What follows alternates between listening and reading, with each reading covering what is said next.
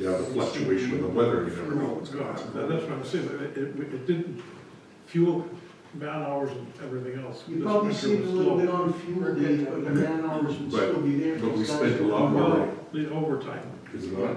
Yeah, you might have Oh, said. we're recording. We're good to go here, so I'd like to call the meeting to order. It is 2 o'clock on Tuesday, the 25th of March, and all of council is here with the exception of Councillor Bazarowicz. We have our CAO, Deepak Joshi, with us today, and our office manager, Heather Stanek. And I forgot to say this when Heather walked in the room, but happy birthday, dear. Thank you. Have a great day. Thank Happy you. birthday, happy birthday. We can do that after. We got something for it.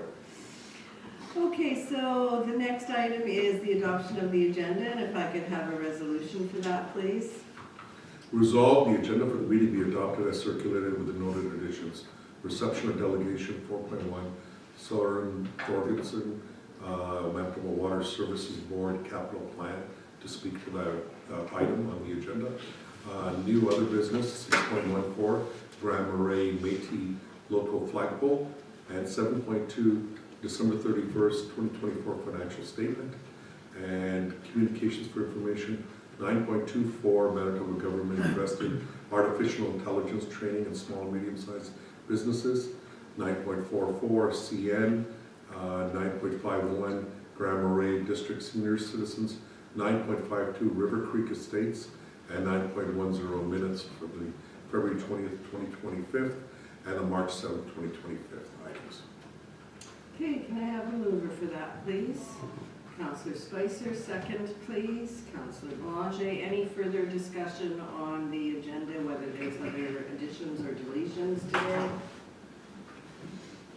Hearing and seeing none, I'll call the question. All those in favor, opposed, and that is carried. Okay, so we have two sets of minutes that we'll be looking at today, and that's our regular meeting from March the 11th and our committee of the whole from March the 18th. And if I can have the resolution, please. Resolved that the minutes of the March 11th, 2025 regular meeting of council and March 18th, 2025 committee of the whole be adopted as presented. Can I have a mover, please? Councillor Horvis, Councillor Strang seconds. Any corrections or adjustments to either set of minutes that we're putting forward? Nobody caught anything on them, so if there's no corrections, I will call the question. All those in favor, opposed, carried. And our delegation is not until 3 o'clock, so we will move down to communications for action. And the first item we have is the Association of Rural Municipalities, and that's the invitation to the April meeting on the 3rd, I believe it is. Correct, Madam Mayor, on the 3rd in Arma West St. Paul at the Access Center. Starts at 6 p.m. Okay, Heather, are you going to any of our items, Councillor Horvis? Well, if I put that I'm gonna go to this thing on the 3rd and then don't show up, we don't have to pay for this, right? I don't know how they've been charging us. She billed us for it. Oh, yeah, okay. If you're not sure, you're better off to come and then we'll just pay for it after. Yeah. Right? Yeah. Yeah, The only bill is for the people that attend. right. But But if you if say we- you're going and you don't go, we do get charged for that meal. And they have to order the meal, right, so. Anyways, okay, do you want to read the resolution for the R meeting, please? So, Yeah. resolved Mayor Eagle Corner Council be authorized to attend the Association of Rural Municipalities meeting at the Access Center in West St. Paul on April 3rd, 2025. Can I have a mover, please? Councillor Boulanger, Councillor Sutherland seconds, all in favor? Opposed? Carried. The next item is the Lord Selkirk School Division, and that's the Selkirk Community Pool 50th anniversary. They're having an event way in May, but they've sent out the invitation nice and early. And did anybody suggest that they, okay, I'm gonna say that I would really like to see somebody go, because I can't. I have something on that day. What's the date again? May the 10th from 1 till 4. And you know, some of these things just, I mean, I don't have to go to everything. If someone else is interested, please raise your hand, because I know that but, you know, like, I know I have something on that day. I was going to go, and I realized I'm not back till 2 days later. Oh, right, yes, But I that's was right, gonna too, go. you're back for the May meeting. Yeah. Yeah. Anybody else? Guess I'll go. Thank you, Deputy Mayor. So resolved, Councillor David Horbus be authorized to attend the Selkirk Pool 50th anniversary of the Lord Selkirk Regional Comprehensive Secondary School, Selkirk, Manitoba, on May 10th, 2025. And that's from 1 to 4, Councillor. Can I have a mover? Councillor Spicer moves, second, please. Councillor Strang seconds. Any further discussion? Go ahead, Councillor So Spicer. does that mean he's automatically entered into the cannonball contract? I was gonna say, bring your swimming trunks. Mosquitoes. Can't store them. You know what that's Anyways, from, right? I'll call the I was question. All gonna say, those in but I favor? didn't. Opposed and carried.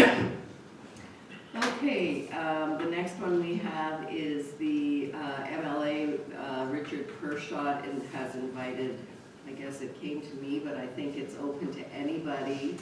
And that is Friday, April the 4th, which I guess is next Friday. They're doing a King Charles III Coronation Medal presentation at the Gwen Fox Gallery, so any other details you want there, Dean? I can't do that. Not that I know of, Madam Mayor, so Okay. just who needs to attend. I can go to this one, but if someone else wants to come, I would, you know, I think that we should have maybe a little more presence at some of these events, and this might be one of them, so. Dave's hand looks up, he wants to, it's his neighbor, he's. It is on Friday, April the 4th from 4 to 6, so. So why don't we put in Mayor Feeble-Corn and Council and see whoever else. Sure. So resolve Mayor Feeble-Corn and Council be authorized to attend the King Charles III Coronation Medal at the Gwen Fox Gallery, Selkirk, Manitoba, on April 4th, 2025. Can I have a mover, please? Councillor Horbus, Councillor Strang seconds, all in favor? Opposed? Carried. Okay, then there is the Stars Open House that they're having in conjunction or With part A&M. of, yeah, with Yes. A&M. I don't know who's able to go. I know I can't because it is on a Monday, and we have our mayors, reeves, and CEOs meeting, and then I'm tied up with Good Roads for the rest of the day. I thought this was on Wednesday, at the end of it. April 16th, I think you're right. Oh, okay, where did I read the 14th? I think we had something else rather there on that day. I thought we did too. That you had your. Yeah, because I couldn't go What to time was your whatever. guys' lunch on the 16th? That's the 16th also.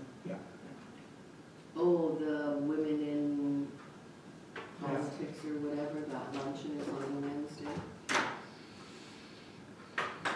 I mean, it is an open house, so if, you know, if nobody knows right now if they're able to go, if you end up going, we can always pass the resolution after the fact. What day is it? April the 16th between 3:30 and 6 3:30 p.m. and 6, and it's at the Stars Winnipeg Hangar. Yes, that's in Winnipeg. Right beside the mosquito abatement program, and their helicopter there. Right at the end there, right? It's, yeah, just on the, Where perimeter is there? at the no, end? not the perimeter, Where did you just see on the this? Oh, it's bridge. on the other side. Just on the bridge where the Public Works yard, the new Public Works yard is, on the east side. Just On the over east there. side. Where the fuel tanks are? Where the taxis are there? Yes, by that way, yeah. But over the bridge on the other side of the river. The taxi, I think is. I was on the river. Well, It here. says Hangar Road, like Hangar Road? yeah, that's what it says. 155 West Hangar Road. Just taking it to Oh, other that's side the of airport. river. That's at the end, that's where Witchwood Road is. Sorry, long time ago, it was assume. That's where perimeter is. Yes, Perimeter Airlines, yes. Okay, so like I said, if anybody ends up going after you're finished the AMM conference, we'll get a resolution after the fact, so. 5.5, Infinity Women. Yes, this is the Little Infinity Child Care Center grand opening, which is a Métis grand opening for their Métis Child Care Center, and they've invited the mayor to attend. That's the program, and you guys can have a look at it. I thought it was very interesting. I did go. It was very, very nice, very well attended. And there was a number of ministers from the MMF, like from the Manitoba Métis Federation. I guess I want to call it government. And they all brought greetings. The only one, Joy did bring greetings on behalf of the RM, and I thought it was very nice. And some of you will remember, it's right on Main Street, and it's the former Jehovah's Witness Oh, yeah. church. Yes, I see the MMS in there. Yeah, so it's kind of between Good Shepherd Lutheran Church and the road that goes to Mapleton School. So it's very, very cool looking. That's not over to Dave. And so this is a resolution for the mayor to attend yesterday. So resolve Mayor Peepercorn be authorized for attendance at the Little Infinity Child Care Center grand opening at the Infinity Women's Center, 12 Hawthorne Place at St. Andrews, Manitoba, on March 24th, 2025. Can I have a mover, please? Councillor Strang, Councillor Boulanger seconds. Any further discussion? Hearing and seeing none, I'll call the question. All those in favor? Opposed? Carried. Okay, I guess we can move on to new and other business. And the first item there is appointment of tax sale manager. Deepak, if you could fill us in on that one, please. Whenever the tax sale managers who execute the tax service on behalf of our RM require a resolution for them to be authorized and their staff to be authorized. And so then there's a new vice president and associate for the tax service, and they've asked for them to be resolved to be able to represent the RMSA comments. So we have a resolution that says, be it resolved that pursuant to bylaw 5, 2009 of the Rural Municipality of St. Clements Tax Service Inc. be appointed to manage property tax arrears recovery for the Rural Municipality of St. Clements. Be it further resolved that pursuant to bylaw 5, 2008 of the Rural Municipality of St. Clements, the following individuals be appointed tax sales managers for the Rural Municipality of St. Clements: Donna Zenke, Vice President of Tax Service, or Inc., or Tyler Burnside, Associate Tax Service Inc. Okay, They both would have opportunity. Thank you. okay, thank you. Okay, can I have a mover then, please? Councillor Sutherland, Councillor Horwath seconds. Any further discussion? Go ahead, Councillor Strang. With having two of them, or is it costing us for two, just, we have the one? We just have the standard price for dealing with the tax service itself. Okay, thank you very much. Okay, if there's nothing else, I'll call the question. All those in favor? Opposed? And that is carried. 2 for 1. Perfect. Okay, and then we have the Garden Suite policy revision, and I don't know, Deepak, if you want to speak to it, or Rob speak to it first. That was something that Councillor Boulanger brought forward, so. I thank you, Madam Mayor. I just thought I'd move this forward. I know we talked about it in the past. I know it's an important item. I know there's lots of people wanting to go along this path of having age in place with their parents on their own property. And after looking at our current policy, I think we would all agree that it's from 2002, and I think that it could use some refreshing and keeping up with the times of housing and just making it less restrictive is the plan. So that's why I moved it forward. Yeah, and when you talk policy, that would be our zoning bylaw you're talking Oh, about. sorry, yes, yeah. Okay. Any questions or comments? Deepak, do you have anything that you would like to add? Yes, I do, Madam Thank Mayor. you. So I think this has been discussed considerably with council, and what this does is it opens the door for having this policy request to the Red River Planning District as well as to the Arma St. Clements if we chose to do the bylaw updates ourselves, but to do it as part of the zoning bylaw update. In the meantime, I think that once that council passes this resolution, what it does is give notice that council has requested for these policies to be changed. And so when future applications come in, council can refer to this resolution as a way of saying those adhere to some of the direction that council's looking at. So as an example, you know, we've had somebody come forward seeking to put in a permanent foundation when they said permanent foundations aren't allowed. Council could say, we've taken that into consideration, we are going to approve this, and there's a policy request already to make those kinds of changes because we don't feel there might be an opportunity to maybe have some discussions when we forward this resolution to Red River Planning, who may be able to lay out sort of categories of items before the bylaws change as to how council feels on those parts. Questions, comments?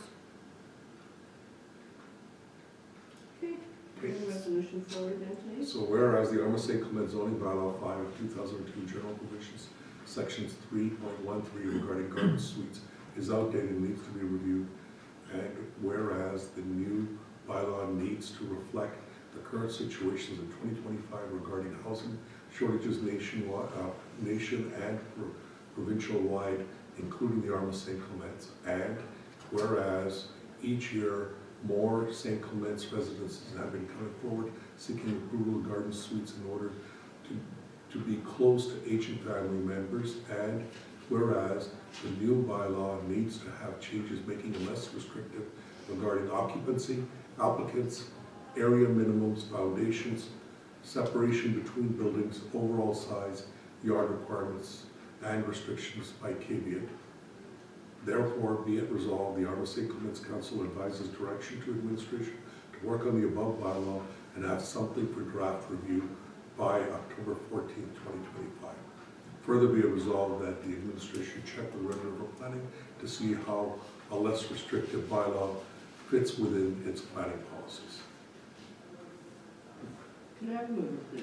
Councillor Boulanger, second. Councillor Horwath. Questions? I have a question. The way this is written, and maybe it's just me, where it says that council gives a direction to administration to work on the above bylaw. So to me, that sounds like we're working on our zoning bylaw. And that's not right, is it? This is a zoning bylaw, isn't it? Yeah, but the zoning bylaw is a document that's this thick, not just the one area. So I think that has to be clarified, like, because the zoning bylaw, yes, it is outdated and it does need to be revamped, but to me, this is only one, how am I gonna say it, one section or one area Yes. in the whole bylaw. Yes. Can I suggest a friendly amendment, Madam Yeah. Mayor? Therefore, be it resolved, the Arma St. Clements Council gives direction to administration to work on the above bylaw changes Sure. and have something for draft review by October 14. Yeah, So that that can may work recommend better, like the yeah. changes. No, that's good. Changes Yeah, that are yeah, you're right. necessary. It is a snippet. It's a piece. It's a piece of the whole zoning Yeah. bylaw, so, Councillor Strang, you had your hand No, up. I totally agree with what you're saying there. Because to me, the way it's written, then we have to do the zoning bylaw first before Right. even Yes, touching this. yes, Yeah. that's right. That's not gonna, Yeah. that's not gonna move forward. No, because I guess in my mind, and I think everybody else would agree, that part of the, how can I say, part of the work of the RRPD is to redo all these bylaws, even though there are bylaws, but they normally would redo them and then they would come to us. Oh, okay. Go ahead, Councillor Spicer. Yes. I guess it comes down to, what council decides on a timeline we're looking at. And in my view, I mean, I'm not against this resolution, but in my view, I think we're looking at a number of changes that we kind of preliminary discussed. and this would be one of them. That's kind of the way I'm looking at it. And Red River would have to do all those changes, or is there, are we gonna Well, get somebody to do Depends on Good question, Council. council's decision. Yeah. Yes, that will have to come back to council. I think the issue here is this gets added to the list of various changes and restrictions that we requested Red River to do as part of the zoning bylaw review. When Red River comes back and reports back, like, they had a plan last year to do some things, and those were put on hold due to other issues at Red River getting, dealing with staff shortages and other issues. So now, when they come back with a proposal, if council is dissatisfied with the timelines that are being proposed by Red River to do those zoning bylaw changes, council can instruct to do some of those themselves. As an example, if it's being said that the bylaw changes are going to require 2 years, council may say we want some things done in the first year, but that means we would have to fund it and then work with Red River to implement it. Is that in And the we budget? have to, and we would have to It would have hire to be somebody put to into the do budget. that, would we not? Correct, we would have to hire someone. So you don't have anything in the budget for that now? I think it's We a will budget be- It's a discussion. budget discussion for 2025. Go ahead, Councillor Boulanger. I think my intent with this, and now I'm understanding what you're saying, is normally planning would make changes to this and come to us. The way I was thinking was that it's very specific to what our ratepayers are looking for and their wants and needs. To have a party like planning redo this particular piece, how do they know what our wants and needs are? How do they know what our residents have been coming to us with? So I wanted to put more of a personal St. Clements Council touch to it. So that's what I was thinking, but now I'm understanding that normally it would just get done through planning.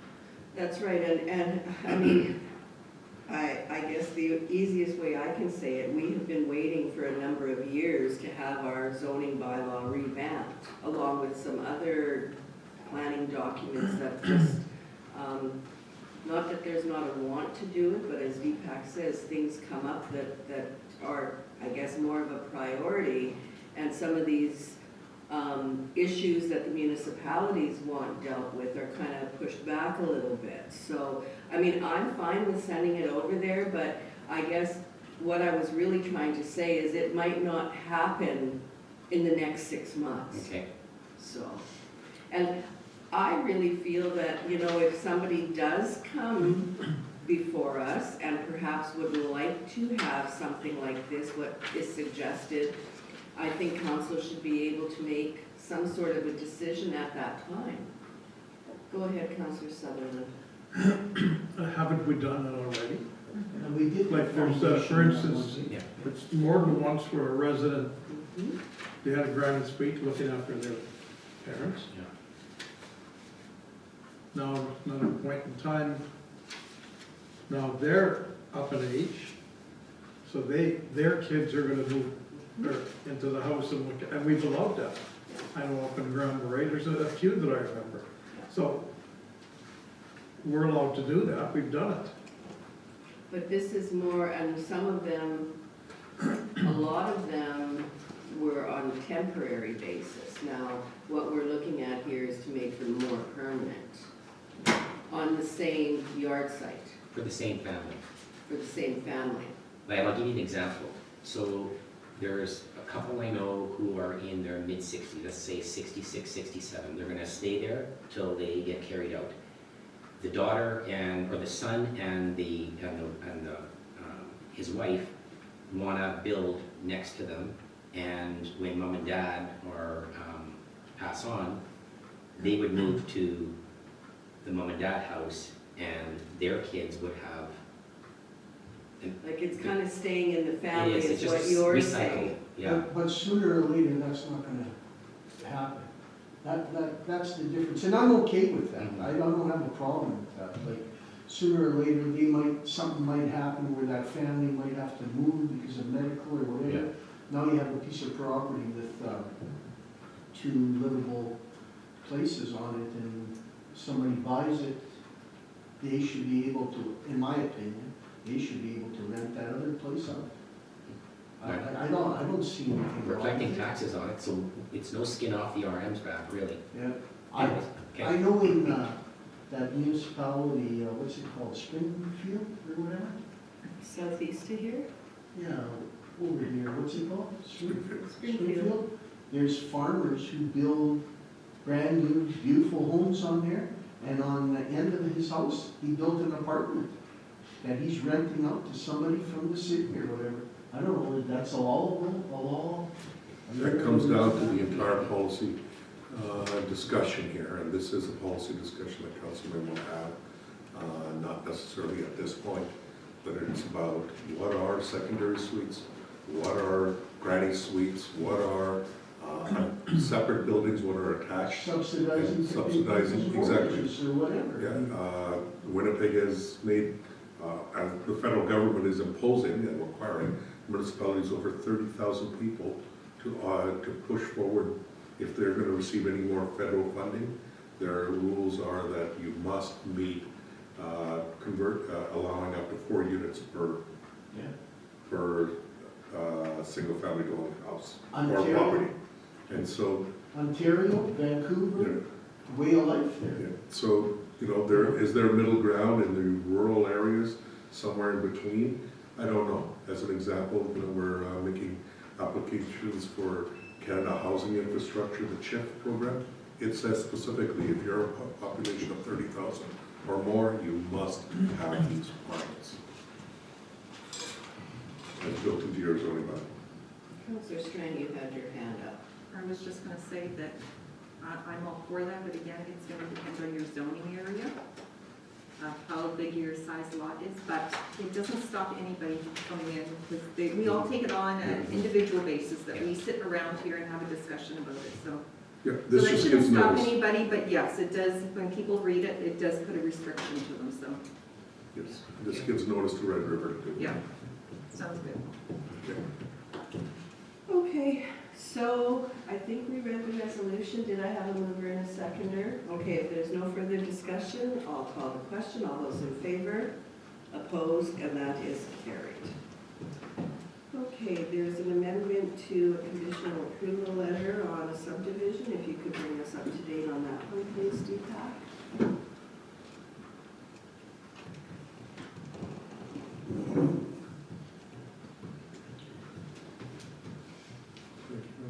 They will want to find it. So this is for the conditional approval for, that was already received, and with further discussions with the engineer, the RM's Public Works project technician, we've been able to come back and a positive drainage can be created for the proposed subdivision. And you may recall this is related with them having to take that drainage and then go back onto Coronation Road. That's where the issue is. And so this is the new drainage plan, and basically we're modifying the resolution to accommodate this. The red is the drainage? Correct. Okay, the triangle there, what is that, like That's the area that will drain from in that area. So there will be restrictions along development on that, mainly because there's property on the other side. And this is one of those situations that subdivision occurred much after the previous subdivision here. And so there was no way of running a through road. So that cul-de-sac, if you notice on this, only goes this far, and these two lots were built in that fashion to accommodate this. pass this along? I remember this. Yes, yeah, we passed it a long time ago. Drainage was an issue, and what they needed to do was go through, and he had to make a deal with the property owners on the other side to be able to get the drainage to go through there to go to Coronation Road. So the triangle is kind of the low spot then? Correct. Okay, thank you. Okay, any other questions? If not, we'll bring the resolution forward, please. That triangle's not, sorry, Debbie. That's That okay. triangle's not municipal property. No, none of that. No. We'll have easements on it for the drainage purposes. Okay.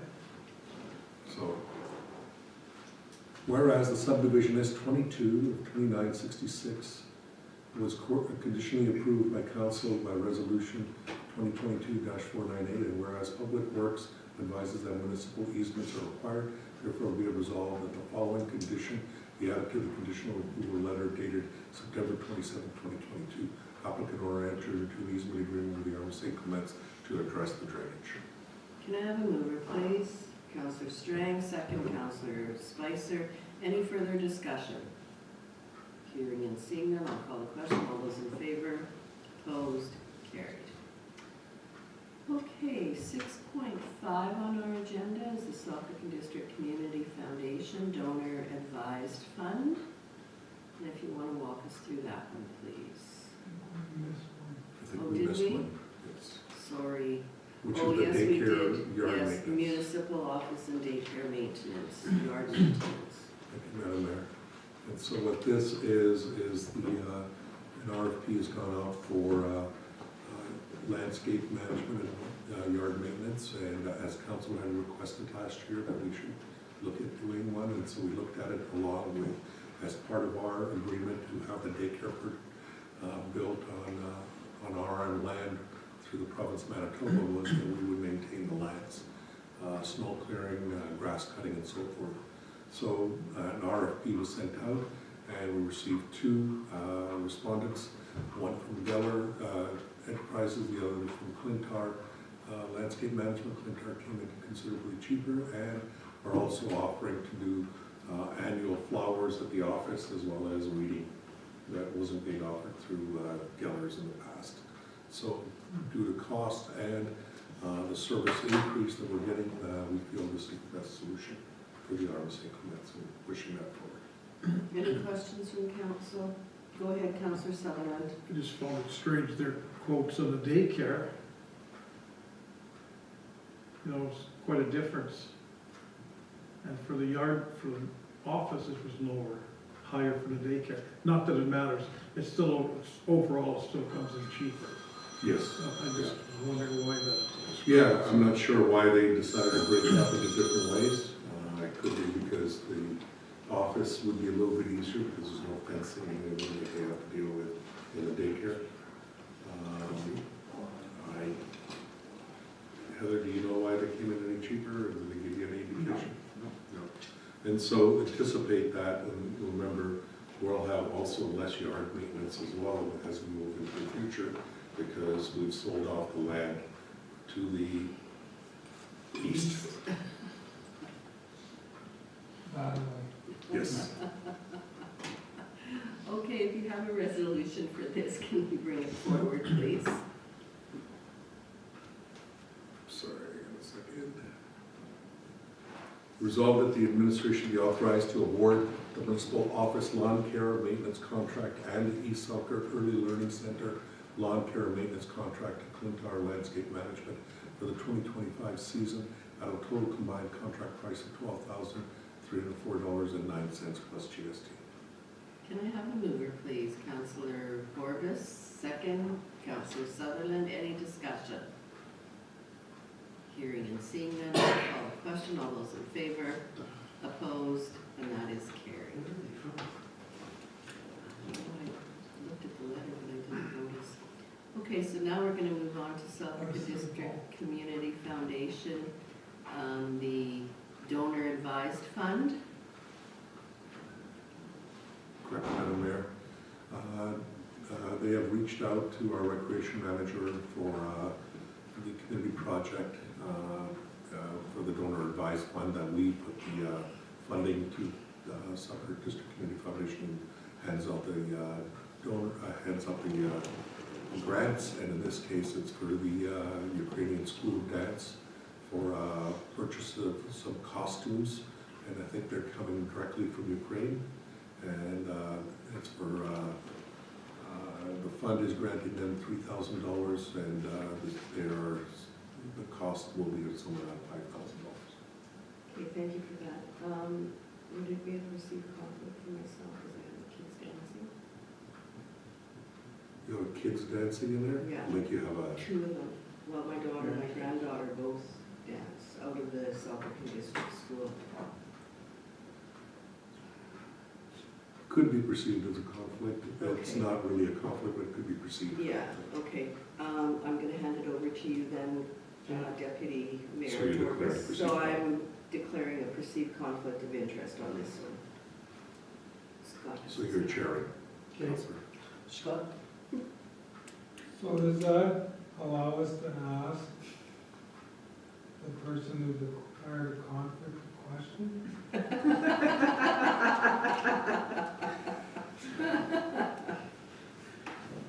Okay, I don't have to, I'll just put it this way. I guess I'm assuming that these costumes are more than $5,000, because I'm assuming that they would have done some fundraising. Is that a correct assumption in your guys' mind? That's the usual procedure in those groups, yes. Thank you. The funds gathered. Like, I don't know how many kids are in it, so like, if there's quite a few kids, $5,000 isn't gonna No, cover it might costumes just be for for everyone. one class of that large Yeah. group too, so, Okay, for a certain region. okay, thank you. Okay, anybody else got any questions? No. No?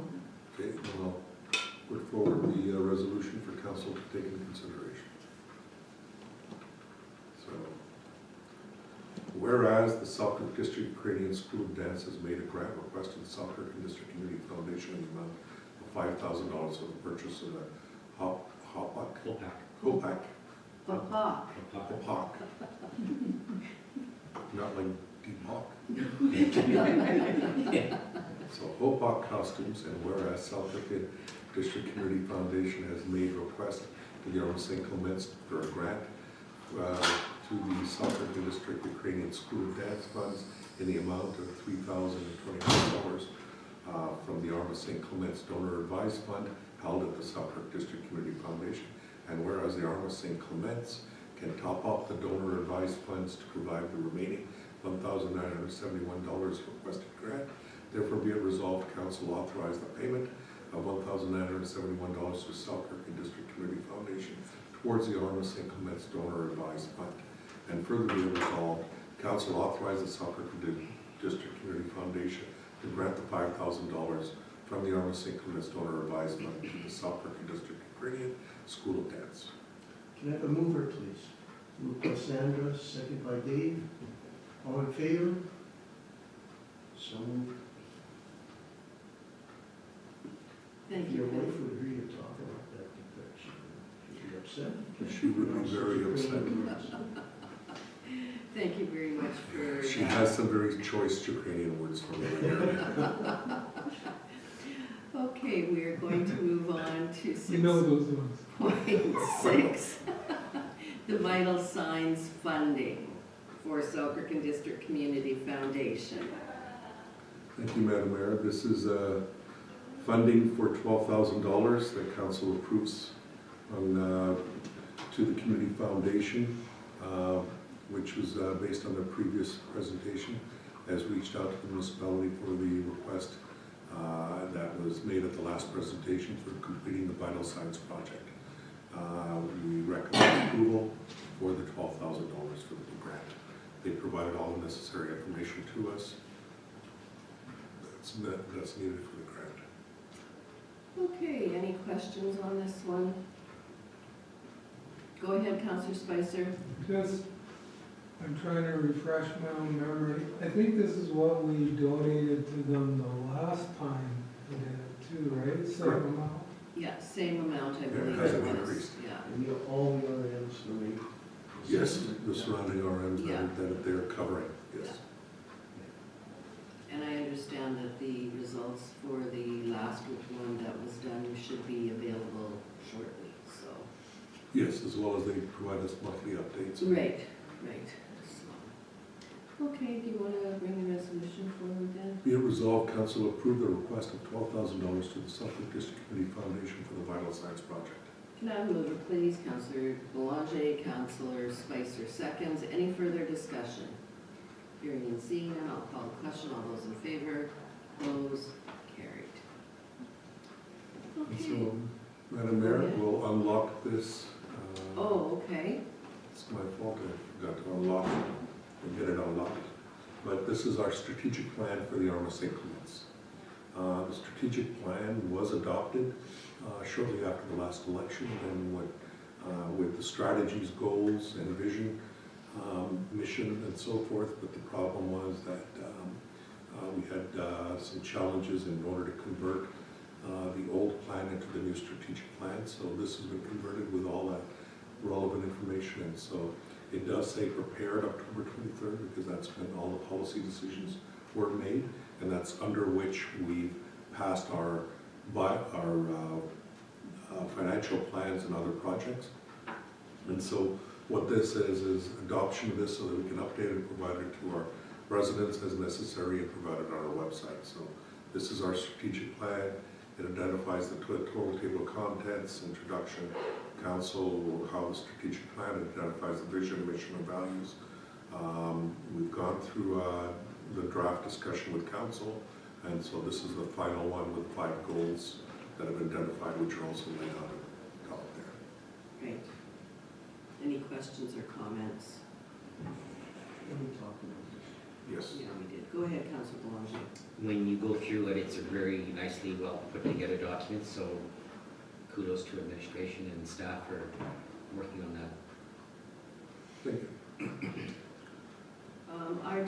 The only comment that I have is it's a little deceiving when I look at it and it says that it was prepared in October 2023. Should we not have something there adopted and adopted in 2025 or revised and adopted?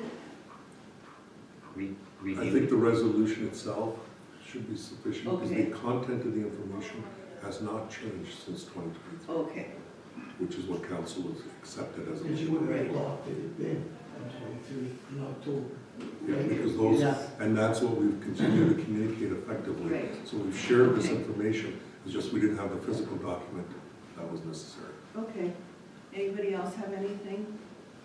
If you want to bring the resolution forward, please. Resolve council adopt the rural municipality of St. Clement strategic plan dated October 2023. Can I have a mover, please? Councillor Spicer, Councillor Horvis seconds.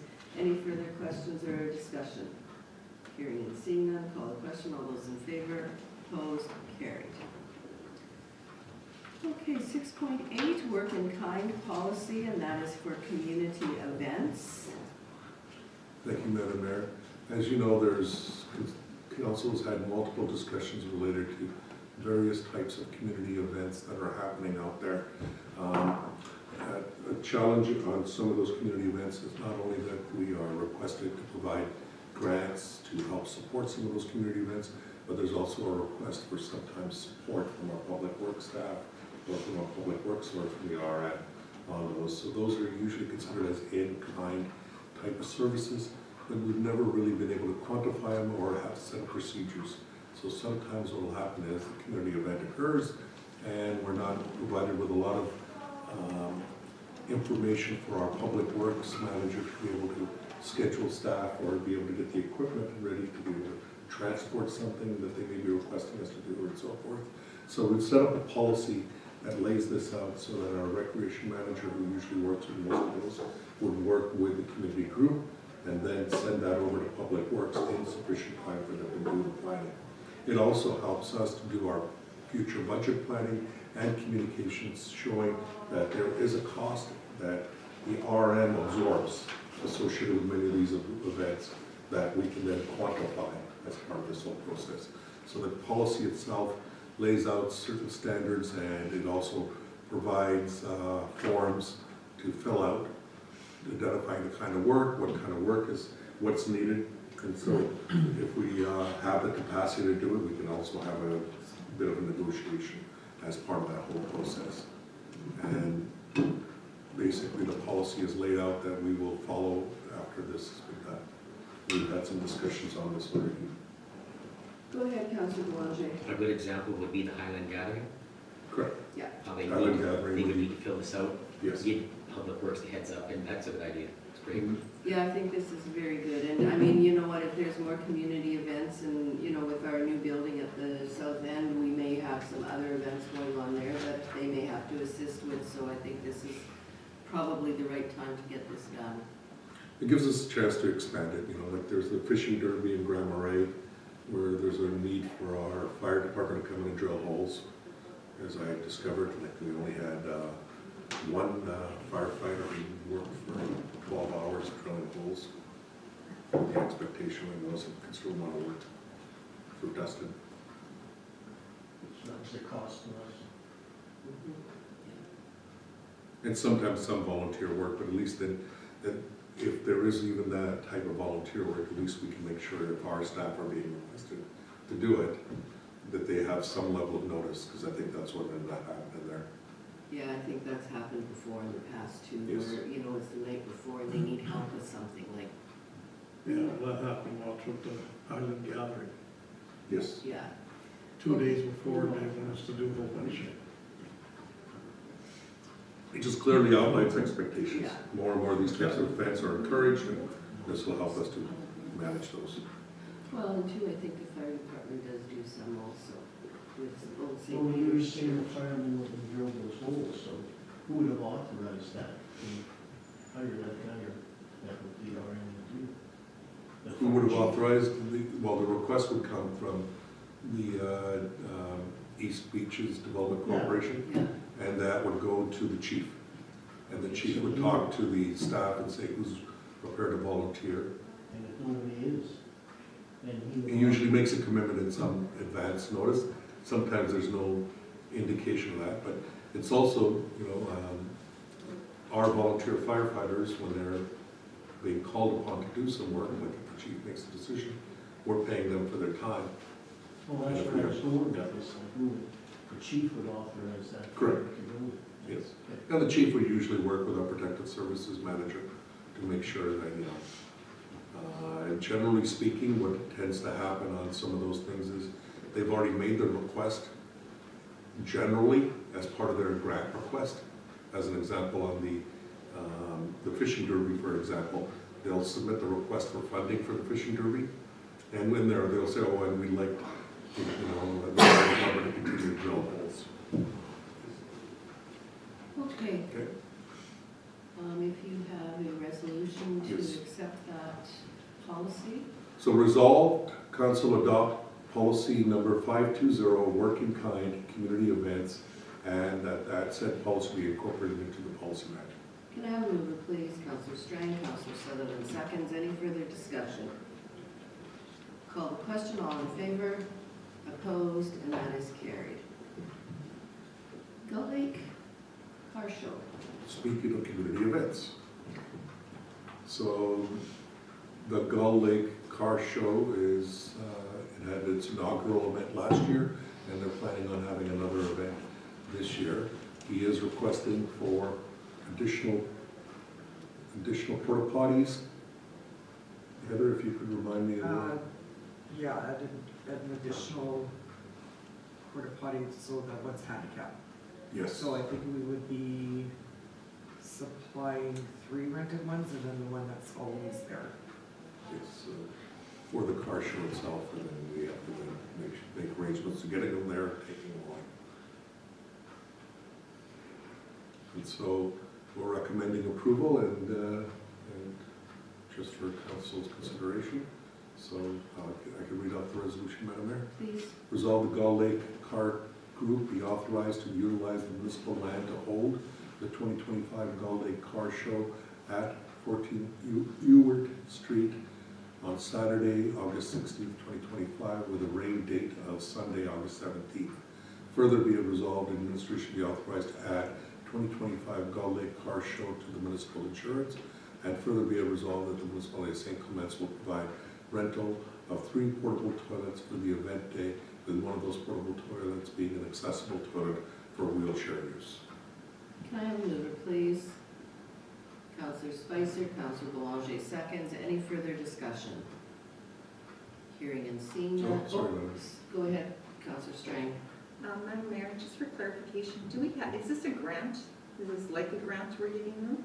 Correct. It is a grant. So is it that they can only come back every second year? Isn't that in their bylaw? Every 2 years? I'm just asking them. That's a good point. I don't think it falls into, we have multiple grants, I'll have to double check that. Yeah, there's 5 different policies, so That's we right. have to check which one. Which one it falls into? Yeah. Because this is more like a community event, I guess. Yeah. Like it would be like the fishing derby, for example. Which is on a yearly basis. Yearly basis. And yeah, but I'll have Brendan double check on that, but he usually verifies which grant policy we're applying it to. We'll look at, when you have the valid question, we'll look at updating our reports so that we can identify which grant policy. And I don't have anything against, but as things get, and we do need to do a lot more, like, you know, and people coming forward with things in our community, but, you know, just everybody putting their hand out every year. Is there anything that they're doing as to have a fundraising portion there too, that they're making a little bit of money, that just showing us that, you know, that there's some effort being made there? I don't think they charged for the car show last year, because I was there. There was no charge. I think he makes some money from the people that are showing the Or cars, yeah, they and then he donates. Donated back. And it's donated back to the community, so it goes back to the shelter that's there. That's on our RM land, and that's managed by the Gull Lake Ratepayers Association. So that shelter in that area, that picnic area is then the upkeep of which it goes towards. Is there a cost to all this? Is there a number, or we don't know it yet? The cost to the porta potties, Yeah, there's a cost, it's probably around a couple of $1,000. Yeah. at least. Last year it was 514, Yeah. and then with the additional, so I'd say about $1,000 maybe. $514, oh yeah, just one day. Just That's one. just one day. Oh, This time they're asking for 2 days? Three. 3 days? And No, then- No, they're asking for it's- one day, no, 3 porta yeah, potties, Okay. and a special one now too for the wheelchair. which is the third one. Yeah, Yeah. and we have one every year on. There's Yes. one way around. Okay, thank you for that. Okay, anything else? I believe I have a mover and a seconder, and if there is nothing else, I'll call a question. All those in favor? Opposed? And that is carried. Okay, universal funding formula policy. Thank you, Madam Mayor. This is another one that's a very detailed document. This is the funding policy that our recreation manager has worked on. He's been communicating with all the other RMs. What I'm going to do is just bring this in for information, Madam Mayor, because one of the things we discussed was for the manager to bring this and take it forward to all the community groups and report back. Okay, And so I think we'll bring this as information so that it becomes part of the public agenda, and then we'll pass a resolution at our next council meeting. okay, that works. Will he be here to give the feedback, or? Yes. That's what got missed, and I apologize that it made it on the agenda like this. Okay, 611, the Manitoba Water Services Board, So before we move forward on that, we do have a delegation who signed on for 3 o'clock to speak to this specific oh, item on the okay, agenda. okay, And so why don't we, I think the delegation is here, so why don't we let the delegation speak first, and then we can have the resolution as opposed to council passing a resolution okay, perfect. in advance. Do you just want to come forward and state your name for the record, please, because we are being recorded, so. Yeah, my name You is, can have a seat. okay. My name is Ron Turleson. I'm resident of Alamos St. Clement. I work in town of Beausejour. I'm a utility operator. I just took over a $12 million treatment plant. The house is located 3 miles outside town. We're looking after a $4 million water line used to Park Avenue this year. So I do have a little bit of background. My understanding with this, why is St. Clement bringing water into St. Andrews? Who incinerated that water? How did this start? Second of all, has it been a feasible study conducted in infrastructure capacity, construction cost and return on the investment? Was the utility manager our council brought in to assess the current treatment or distribution capacity. And has there been a study done on this? The last study I understand from her was done in 2014. And it's a cost to us ratepayer, which we are not getting any use of. The arms and service to provide cements, dams, cement for Grand-Marie a few years ago told them to cover their own costs for the sewer and water up there. St. Anne's, do they get a free pass on that? Second of all, City of Selkirk has a big water treatment plant. The wells is located in St. Andrews. There's lots of water there. Why don't we get it from Selkirk?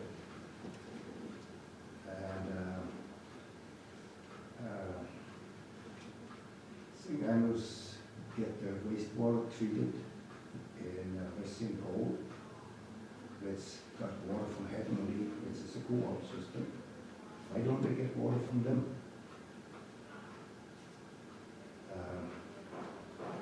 Is that going to be funded by reserves, holding the money? In this project being completed at a large or local improvement. I know Manitoba, Water Service Board, they like big projects, but we're still paying, if it's board, us taxpayers are still paying for this. I just don't understand what that would benefit us.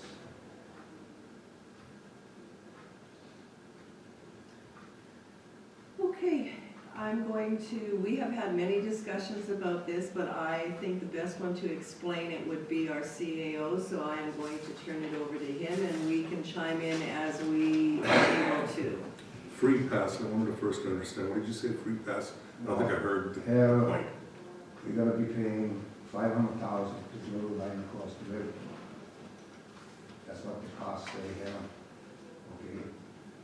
That's gonna be funded by Synchromit, by taxpayers, right? Okay, understood. Yeah. Okay, so let me explain. First of all, you're incorrect. What is that? Okay, yes, you are. Okay. First of all, we have had studies done since 2014. We've had WSB complete an incomplete study on our infrastructure. As we upgraded our water treatment plant, we had a recent study done since then, and the capacity for the water that we have.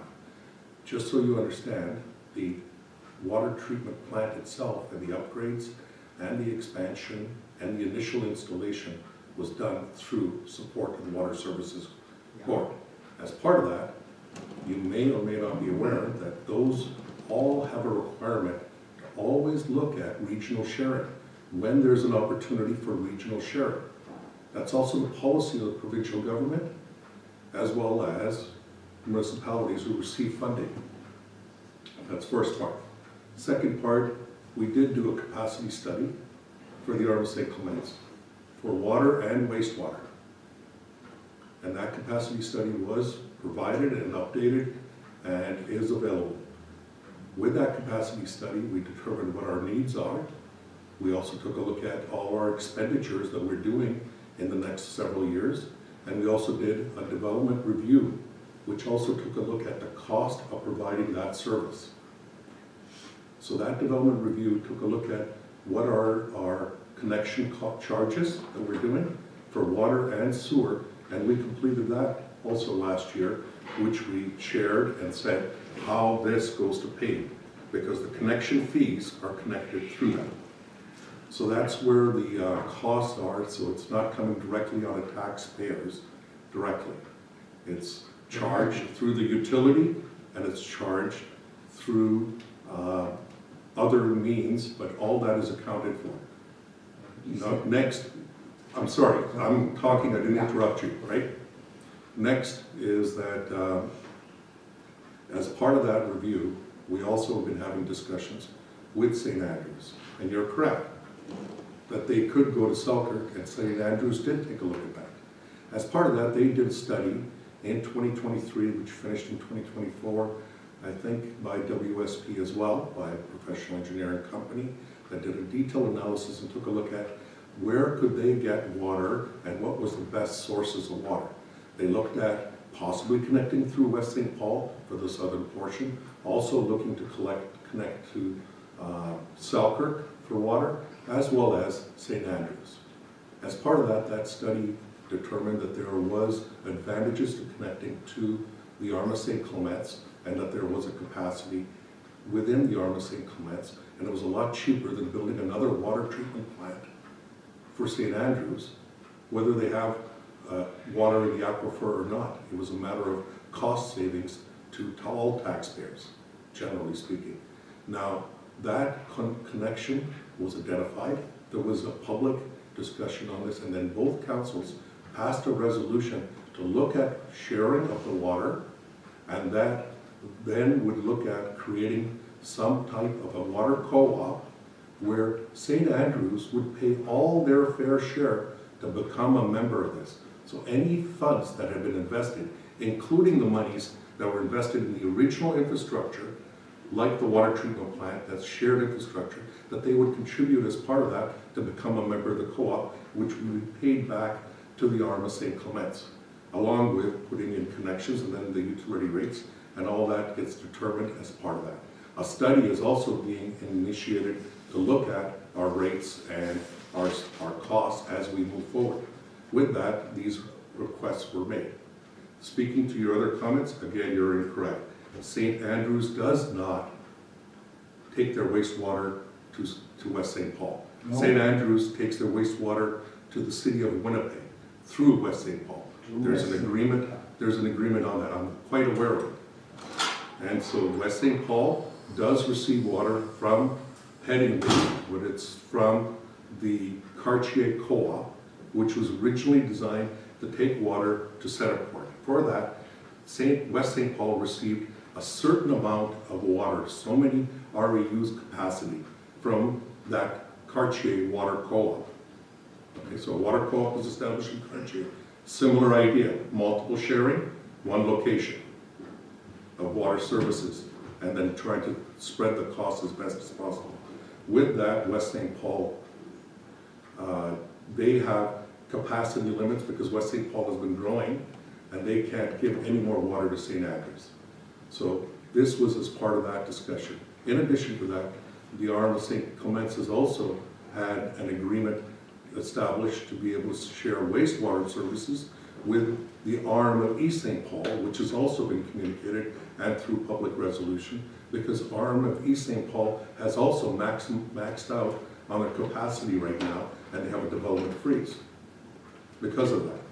And so there's opportunities for them to connect, because our sewer lines go right up to the border of East St. Paul, so that there may be some people that might want to connect into our low pressure sewer system. So does that answer all your questions? Not really, because I don't understand that we have to put it across when City of Selkirk has a big plant, and I know they can handle it. Okay?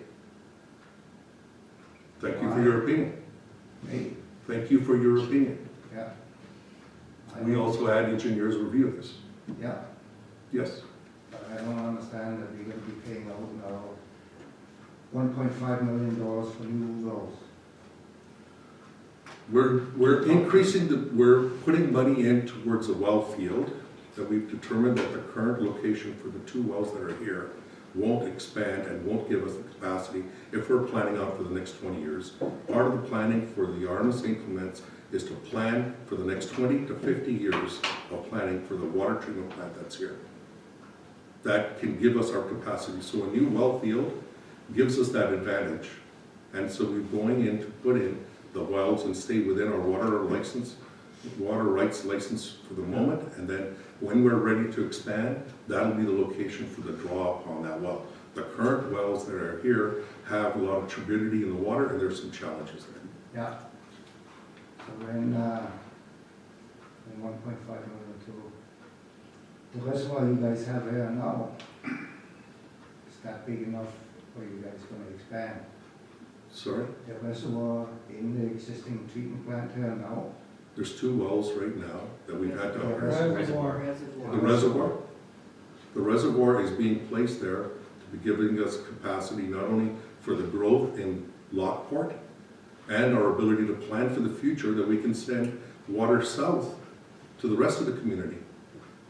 What about the rest for the north? of the- There's enough capacity here for the north. And if we need a reservoir in the north as the expansion goes in, we'll look at a reservoir. But we already have a plant right here with enough water pressure to send there. And a capacity for having a reservoir there is to be able to take the water, because now you've got the length of the time that the water's traveled, and you need to go to a reservoir to be able to further treat it before it gets distributed, which you're aware of. Yeah, but the reservoir you have built here, how big Yes. is that reservoir? Is that big enough for that plant to run about 24 hours, 10 hours a day to provide with that? Yes, that's been already studied. All this engineering work has been, all these studies were completed because they're needed before Water Services Board will give grants as part of these projects. I know, but how much is that going to cost the ratepayers? At this point, there hasn't been a rate increase yet. No, but it's going to be, right? That's your speculation, And it's not yours. not at Because this point. I know how the cost is, where everything as it goes, okay? There's always a cost, there's always an extra cost. There's costs and the number of users on the system defer the costs, correct? The number of utility users defer the costs. The people So the that- the more utility users, spread out the cost to keep it to the same. So wouldn't it be advantageous for a municipality with a utility to continue to expand the number of utility users? Yeah, but then you're gonna have an upgrade of your treatment plant here. Because that treatment plant is only built to a certain. That's already been taken into consideration, that's a good point. And there is a determination that maybe by 2032, another train may be needed on that treatment plant. Right now, based on the population projections and the growth, that was determined through the engineering studies. It determined that the existing trains that have been put into this plant that has been upgraded can handle the capacity. And with the new well field, we'll be able to handle the capacity. If it grows bigger and there's more need, because there's more growth in the south than in the north, then there'll be more users, more monies coming in to the reserves through connection fees and other things that help to fund for future growth. I understand that. Okay. But our taxes as ratepayers too is going into a certain percentage of that is going into that too. It's called capital. The utility funds itself outside of the main plant and the sewer, which council made a decision on, which were there was the original construction, 50% of which was put towards general taxation. Just like when the pipes were put in East Selkirk, which you're taking advantage of, general taxation paid for many of those pipes because you didn't outright pay for it. Anybody that's connecting new to the water lines, they're paying for their share for that connection cost, for the cost of that capital that was invested is recovered back and placed back into the utility, into the reserves. Yeah. Okay? Yeah. So taxes, I'm not sure. Thank you, Council, for agreeing to let us be here today. I'm Doug Charney, I'm a local resident. I happen to be a professional engineer as well, and I'm a farmer. And take a real interest in water. And I worked with then Mayor Strang, very closely with the Citizens Coalition at the time of the floodway expansion to preserve our groundwater. And I'm really proud of the work we did as our coalition. We actually had the floodway expansion design changed because of the work that coalition did. And the Clean Environment Commission ensured that St. Clements water would be maintaining high quality. That's a good thing. I don't want to get off track here too much, but the main quote concern I have for why I'm here today, 2 points. One, is this project going to cost the St. Clements residents more for basic services because of the fact that we're doing a major expansion?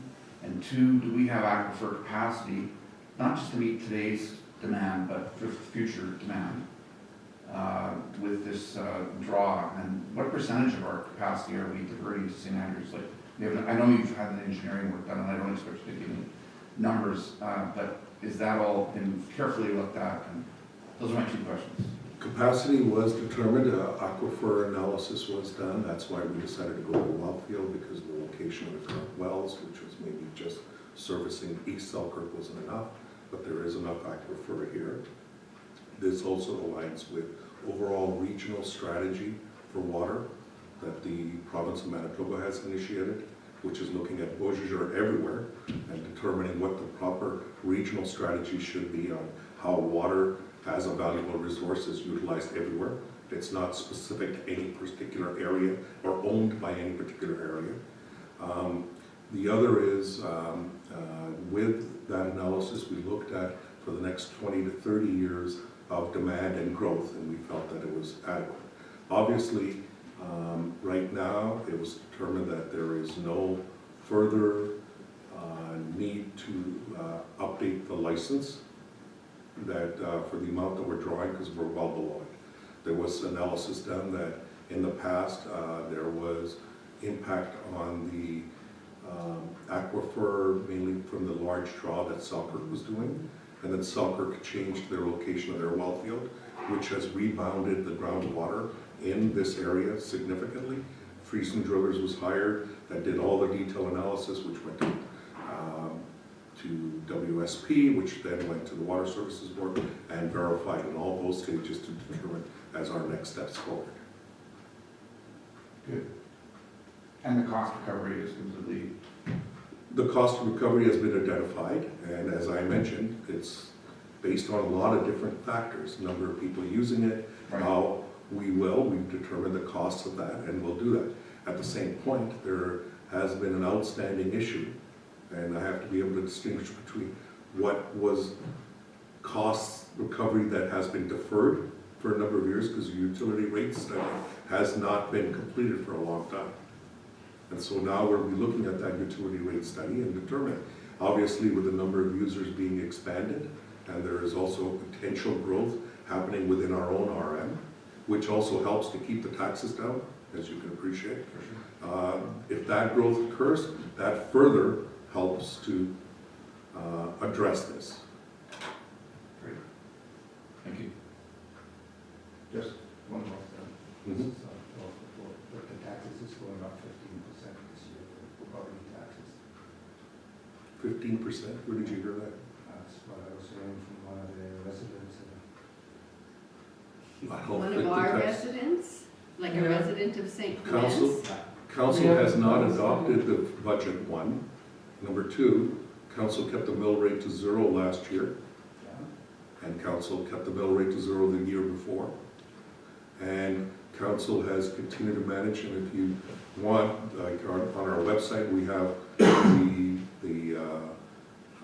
as part of our commitment for transparent communication, we've been creating not only the budget documents that are completely available, but we've also been providing budget at a glance, as well as overview documents of exactly where the budget is and what's been charged and what the average rate of increase. Generally, it's been about 2% a year, so 15% is on. But now, there is some talk, and I think that's where you might be going, Councillor, there is some talk about that as a reassessment of properties, that the average value of reassessments, that's the value of homes, have gone up from 15 to 23%. So it's not 15, it's 15 to 23%. That's a range that the assessment department from the province of Manitoba does. Based on that, that will then determine what the taxes are. And depending on how much your property increases or decreases, determines your taxes. And for the average house, for the same amount, council will probably look at, is it a 1%, 2%, 3%, but it's never been 15%. Oh. And I think council will probably never go for a 15% increase. Well, I hope not. Councillor Belanger, go ahead. Yeah, no, I just wanted to make a comment. The best thing that you did right now, in my mind, was you asked that question because the innuendo you got from wherever you got it from, or a friend told me, or somebody that lives in St. Clements told me, the best thing you did was you come right to the source and you asked us. Yeah. And we corrected that to be false. So thank you for doing that, because that's what you should be doing, is calling the RM for pertinent, factual information, not listening to somebody saying, oh, the taxes are going up 15%. You know what I'm getting at? Yeah, I'm often that glad you asked confusion us with the because- assessment, If you have questions, come to the RM. You'll get the right answers. So, as an example, on our Maybe you should website, go to a Ouija board or Yeah. crystal ball or something, it sounds like really. I'm just so saying. as an example, on our website, if you go to our website, under the financial plan and borrowing, you'll see all these, if you look on the screen, you'll Yeah. see all these documents that are there. So there's our financial plan for last year, the tax levy bylaw itself, the bylaw, the schedule itself, Schedule A for it. We have the presentation slides that were communicated at the open houses. We have the hard surface capital road plan, which is the capital road plan that's over there, as well as the overview of the financial plan, which outlines details of the financial plan for 2024. It goes through all the different areas, what were the actuals, it does the comparisons, where we sit financially. It talks about showing where our debt and borrowing, some of the questions you were bringing up, where we sit as compared to many other municipalities, which this RM continues to be in sound financial order, as well as it shows where the debt payments are, where they're going towards, how they're being covered. It also covers us compared to other municipalities. So as you'll see where we sit as our financial, as our mill rate, because that's the only way you can really calculate the taxes. I can't always predict what's the assessment going to be and how much, but you can try to guess to the best of your abilities. And then, so we can see where that sits, and then we go through the distribution of the taxes, how they're done. So all that is covered as part of this. Not only is it done for this particular year, we have all the 2023 financials, the 2022, and 2021 and 2020, when we started to provide this information in a more transparent manner to make sure everybody understood. Very transparent. And it'll be very similar this year. Yes, this year we plan to add some additional things because we've been experimenting on how to better communicate with our residents on some of those. So we've been looking at providing information through, now we're using AI to generate podcasts, videos, other means of communication to make sure that any which way that people want to receive the information, we're making it available beyond already recording it on our public websites. Go ahead, Councillor Spicer. And just for clarity, we haven't passed the budget yet, so there's no 15% increase. Because we haven't passed it yet, how would you know what it's going to be? But as our CAO has said, I don't think you're gonna see that. I just don't get this within that's my thing. But no, thanks for bringing it up, because it's good that we know now that And is the public gonna that's the have, scuttlebutt out there, right? is the public gonna have any saying in this before all this stuff goes ahead? Like, how much do they know public about this stuff?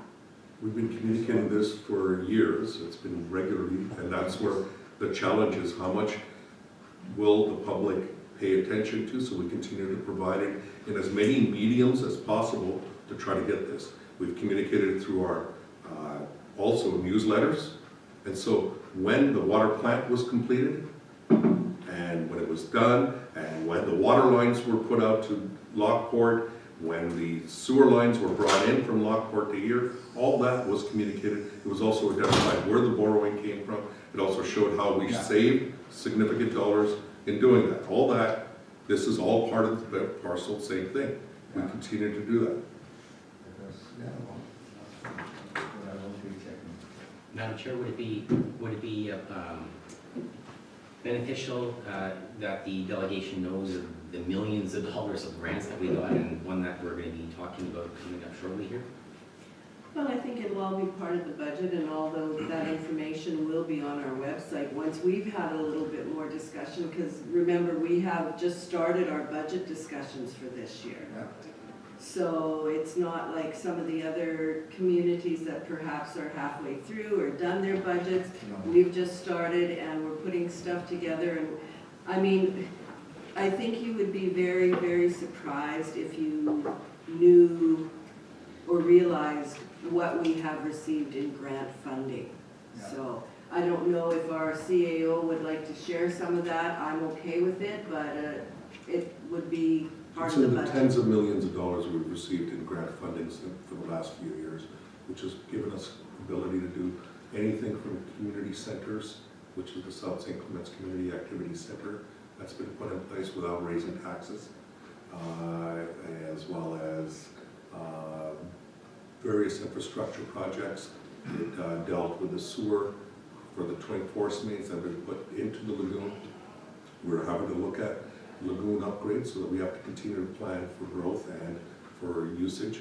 We're doing our landfill, just like any other municipalities, just like your municipality that you work for, that there is a need for growth and development, and when it does, you plan it out well in advance. You were saying lagoon expansion. Yes, Are you guys talking about lagoon expansion already? correct. That lagoon is only, that's built a few years back. It was built a few years back, correct. Take a look what's happening around here, all the new houses, are how this community's I growing. understand that, but Yeah. if they expected that growth, which has been happening everywhere, it doesn't matter where you look, not just only St. Clement. How come you guys didn't expand the lagoon, like, or made it bigger to start with? Or was the money not there? I can't speak for the past, what I can tell you is the engineers, and maybe Mr. Chorney can speak to this, engineers don't design something that's going to be too large for what it can't possibly meet. You do your best guesses for growth, and as that happens, that lagoon also takes in affluent from other communities. It is also providing a regional service. And that lagoon receives from trucks from East St. Paul, West St. Paul, St. Andrews, on top of the affluent that's coming from East Selkirk and now Lockport. There was also a plan and discussion on the replacement of the Lockport treatment plant, which was then reviewed again and determined that twin force mains were considerably cheaper for the RM and a much better solution because the management of the lagoon is cheaper. So all those things were taken into consideration. So, but to sit back and say, why didn't you do it right in the first time? I think is a little inappropriate. Well, I know when you do an expansion, they always take 15 to 20 years of growth. That's how we did our treatment plant. For 25 years before we need an expansion that is supposed to carry this. That's a proper way to do it. Yeah, To say, and, you know, but sorry, yeah, go ahead. But when it was designed, there are components for regular upgrades to it that were also forecasted. You don't go out buying a giant pump for something that's only going to pump a little bit of something. You and I both know that. At the end of the day, I'm not here to criticize who designed what. What I can tell you is that the lagoon was anticipated to have a Sager system put in it for future upgrade for continuous discharge. That was identified many years ago. We're planning for that. As we're coming closer to that, we're planning in advance so that we can make sure that we do it. And we budget accordingly because we don't want to end up in a situation where the expansion has not been taken into consideration and we have to stop all development. That's what's happening. No. Yeah, and so that's the intent here. That's all I can what's speak happening to. in one of our neighbors Yes, right now. because even then, People are trying to move there and they can't. And And it we don't happens. want that to happen. it happens to the best, the top engineers can design something. but the market dictates sometimes. Nobody expected the kind of growth that we're seeing now based directly from COVID. There was a bigger influx of people moving out of Winnipeg. Yeah. Now nobody expected the growth and the housing crisis, but we gotta deal with it. Yeah. Now, the province indicated that would be under 2% growth. St. Clements is over 6% growth. So, you know, how do you plan for that? When I guess everybody who knows everything on the university or whatever is planning for, you know, minimal growth, and then all of a sudden, everybody wants to move to St. Clements or wherever, you know? Look at Beausier, how they've grown. You know? We all want growth. What's that? They all want growth, like they We all all want want growth. the towns. Oh, growth, Yeah, to expand. Well, some people want growth, some don't, you know? It just Yeah. depends where you live or, you know? No, we have a great municipality, there's no question about it, and I have a chance to travel the province a lot in my career, and there's a lot of municipalities that struggle financially because they don't have growth. And our big assessment base is a fantastic thing, plus it's the best place to live. It You is got that basically- right. It's close to the city, you know, we have a highway here. We have Yeah. Good schools, everything's just Yeah. really spectacular. Please don't get me wrong. If you have questions, you can certainly put them in writing, and then we'll try our best to address them. Yeah. We've made a commitment to open and transparent government through council, and we are continuing in that fashion. But misconceptions and then accusations I don't put up with very much, to be perfectly exactly. Saying that somebody had done something wrong in the past, I can't judge those people. No. Yeah. I'm not saying that either. I I can know, say, because I deal with it every day, I see it. Yes. I can say this council around here are taxpayers too. And none of us here want to see taxes go up, but they have to a certain amount, to provide services for everybody who needs to. Yeah. We're, first and foremost, we're taxpayers too. We all live in this municipality. So, I mean, Well, you should, you voted in now. Okay. Okay, is Thank you. there Thank anything you. else? Thank you for coming in, Okay. and if you have any other questions, Soren, just get a hold of Deepak, and you can come Yeah. into the office and have a chat with him, and, you Yeah. know, the doors are always open here for a conversation. And mention that to whoever you were talking to. yeah. I will, trust me, I will. Okay, thanks for you guys' time. Okay, thanks, Soren, see you But ask back. them what the winning lottery ticket's gonna be next week. I'll be in Florida. Okay, thanks. Thank you. Okay, Have a good day. bye. Okay, Madam Mayor, we can go back to that policy now. Sure, kind of really lost here now, but that's okay. It would have been nice to read this letter from Water Services saying they're giving us. He's seen it. He's seen Oh, it, he had his yeah. hand right now. Okay, so now we are on the Water Services Board. So we were just informed, Madam Mayor, Yes. on Friday from the general manager of the Water Services branch, Travis Parson, had told us that we were successful in our grant applications through the Manitoba Water Services Board for the regional water treatment reservoir in Lockport, for the new Wellfield raw water line expansion, as well as for the regional pipeline from Red River to under the Red River to St. Andrews. So a total of $6 million for the project. 50% of that funding will come from the Water Services Board. Should have held CERN back to listen to that. I'm sure he's aware of I'm that. sure he's. What he's saying is yes. that, Yeah, I think what he's saying is that the $3 million that you're expending is going to raise my my utility rates. And taxes maybe. I think he kind of. I think he thinks that the tax is because the borrowing, but that borrowing is directly related with those utilities and then it's paid back. Exactly. Okay, so this was for information, and nothing more on the I water think we need a services. resolution Or do we need the resolution for this one? Okay. So if you want to bring that forward. Whereas the Manitoba Water Services Board has included 50% funding to a maximum of $3 million for a potential $6 million project in the 2025 to 2030 capital plan for phase 3 of the regional water system, and whereas the proposed projects include a regional treated water reservoir in Lockport for $4 million, a new well field and raw water line in East Selkirk Water Treatment Plant, $1.5 million, a regional pipeline across the Red River to St. Andrews, $500,000, and whereas the Army St. Clements requires technical and financial assistance from Manitoba Water Services Board to initiate the above-mentioned projects. Now therefore be it resolved that the Council of the Rural Municipality of St. Clements hereby formally requests technical and financial assistance from Manitoba Water Services Board for the implementation of the identified projects within the scope of the Manitoba Water Services Board 2025 to 2030 capital plan. Be it further resolved that the administration be authorized to take all necessary actions to facilitate this request and engage with the Manitoba Water Services Board as required. Okay, can I have a mover? Councillor Horbus, Councillor Spicer seconds. I'll open it up for questions, comments.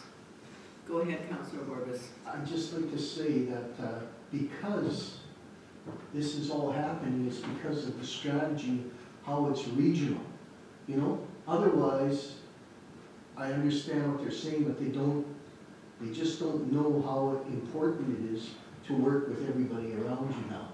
And that's why I think this was passed and we got this funding, because they can see that we're willing to work with other municipalities. You know?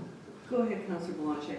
That's exactly right, Councillor Horbus, and it's too bad that more ratepayers don't get what we see and understand how important that is and how the province encourages it, and how it can actually be maybe not so much a money maker, but a cost neutral, where when St. Andrews comes online, they got to pay us back for what they owe for the water treatment plant and utility fees.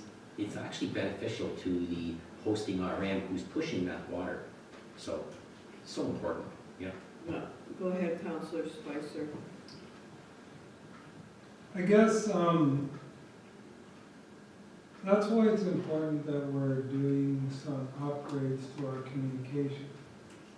I mean, it's not necessarily that everybody's gonna actually go and read or listen or whatever, but at least that opportunity is there.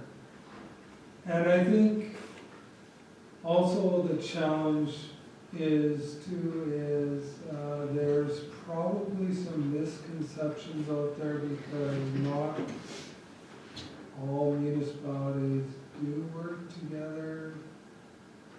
So they go at it alone, and then some of these benefits that we're looking at here aren't realized.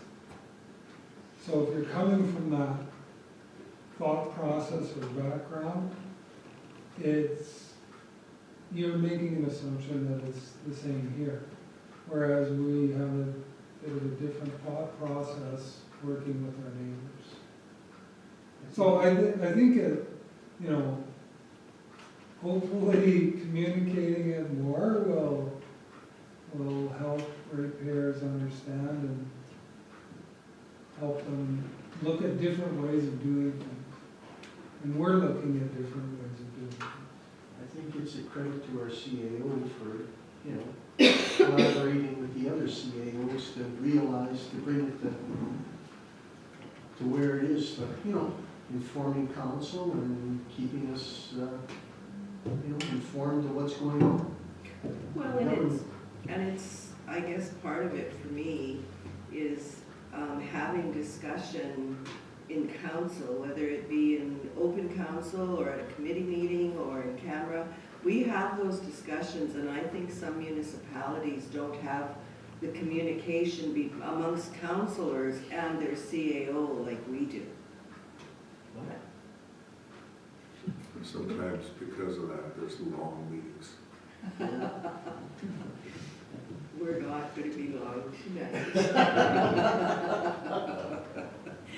Okay, I think we have a mover and a seconder for this resolution. If there are no further comments or questions, I'm going to call the question. All those in favor, opposed, and that is carried. So we are at the, I think, 6.2, the Narrows Fire Hall grass fire truck. 6.12, yes, Madam Mayor. Yeah. And, this was the narrow gas fire truck that Manager Protected Services had brought forward, that we were looking at doing upgrades and possibly taking some of the equipment off the old truck and putting it into the new truck. And in the end, what we discovered was there is another RM interested in buying the old fire truck with the old pieces of equipment in there, so we felt that it was better to just put, there wasn't much of a price difference between new and old in some of those, so we said, let's just go and purchase the truck with all the equipment to add on to it. And so the project that's coming forward is approximately $35,000 over budget, but we're anticipating at least half of that to be received back when we sell the truck. Go ahead, Councillor Spicer. And I'll be looking at changing the resolution slightly. Well, and I guess that's why I'm looking at this resolution, because in the report, it looks like, correct me if I'm wrong, we had budgeted $100,000 and they were looking for an extra 20 to finish it off. Correct. Now, the resolution says that they are looking at spending $35,500, but in truth, they're looking for $20,000 more of the over budget. About 15.5, yes. Yes. And then, second part is, if we're declaring the old truck surplus, then that would go back into the fire reserve if we sell it, correct? Correct. Yeah. So, in some ways, we might end up at the $100,000 that we originally started with. No, we will be minimum $20,000 over, which was brought back to council originally. We said $100,000 was the estimate for the gas fire truck. Once we determined the replacement, we determined it's supposed to be 120. Then there was some of the equipment on there was worth about $15,000 that new that we're adding in, as opposed to taking it off the old truck. And we felt that gave value to the old truck, where another fire department will purchase it with that equipment on there already. Is that a for sure, or a maybe, or we don't know? Tyler's already talked to the CAO as well as their finance executive, which I can share later. And they are very interested, and so we're just in the middle of negotiating. We may get more than 15,000. But, sorry. So if you read the first line of the recommendation, it says we're gonna have a fully equipped truck for 120 grand. Correct. Okay, so really they're asking for $20,000 over budget. That's what they're asking for. That's the way I read this. No. Well, then there's something wrong with this report. In addition, That's for what it says.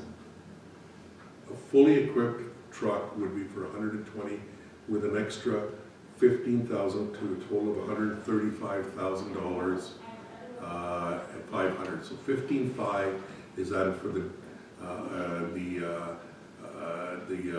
duo batteries and cables, the radio and lighting, the seat covers, the GPS dash mounted unit, some of those things that were on the old truck that we're saying we will purchase new, leave it on the old truck, because all those items staying on the old truck contributes this as a proper grass fire truck for the use by someone else. We did contact the RM, and the RM is very interested. I don't want to say the name of the RM until they've publicly declared it with their own council, their CAO. But I can certainly tell you the RM is looking at it. We anticipated that's going to be maybe in the $15,000 or $20,000 we might be able to get for that truck. So we're saying it could be a wash, and it's better to leave the equipment. So when we last came to council, we said it was going to be worth 110. So it's good enough for them, but not good enough for us. Yes. Well.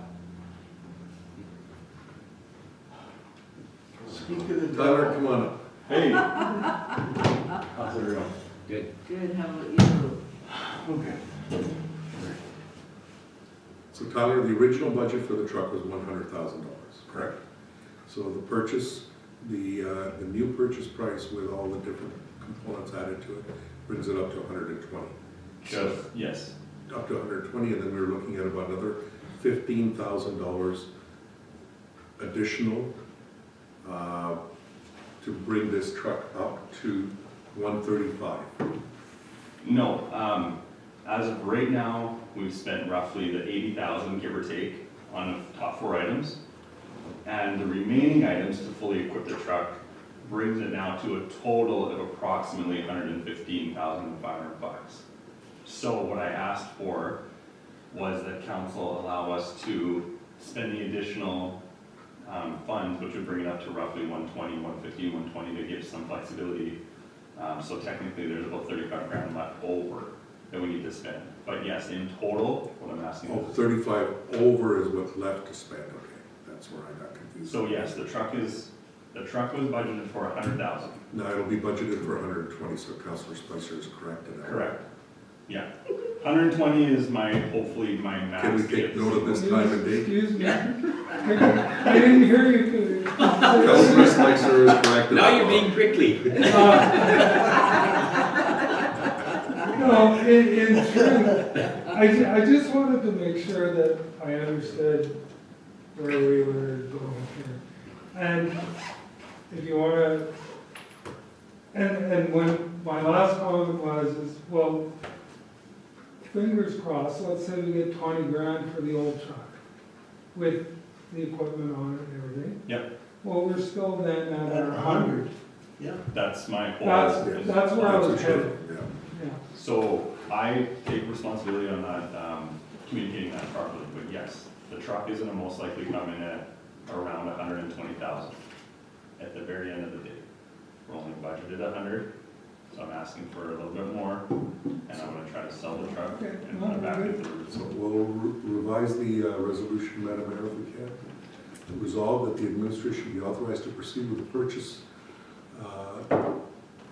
of the narrow fire grass truck at a value of approximately $120,000 funded from the fire reserve. To make it as clear as possible. Grass, that already is, Not for 120. We've already spent about 80 grand on the truck, Yes. so there's about 40 grand technically left to spend to fully. Doesn't matter how much is left to spend. We're But buying yes, for the 120. For $120,000. Right.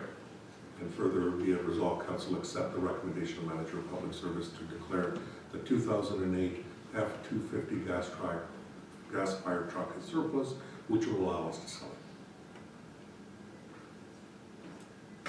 Thank you. Okay, thank you. Okay, did we have- Apologize for the confusion, and Did we have a? Mike, Yeah. I have an opportunity to say it one more time. Councilor Spicer was correct. And thank you, Councillor Spicer, for asking the questions, because I was confused, and it also was at 35.5. Yeah, that's my fault as well. Okay. I'll Okay, make sure to so, Councilor Spicer. I'm moving. okay, yes. Moved by Councillor Spicer. Can I have a seconder, please? Councillor Boulanger, any further discussion? Hearing and seeing none, I'll call the question. All those in favor, opposed, and that is carried.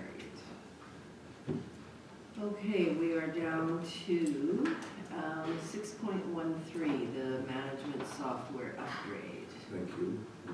Tyler's here. This was the request management enterprise software that we've been using, and you'll see it as part of my update to the reports.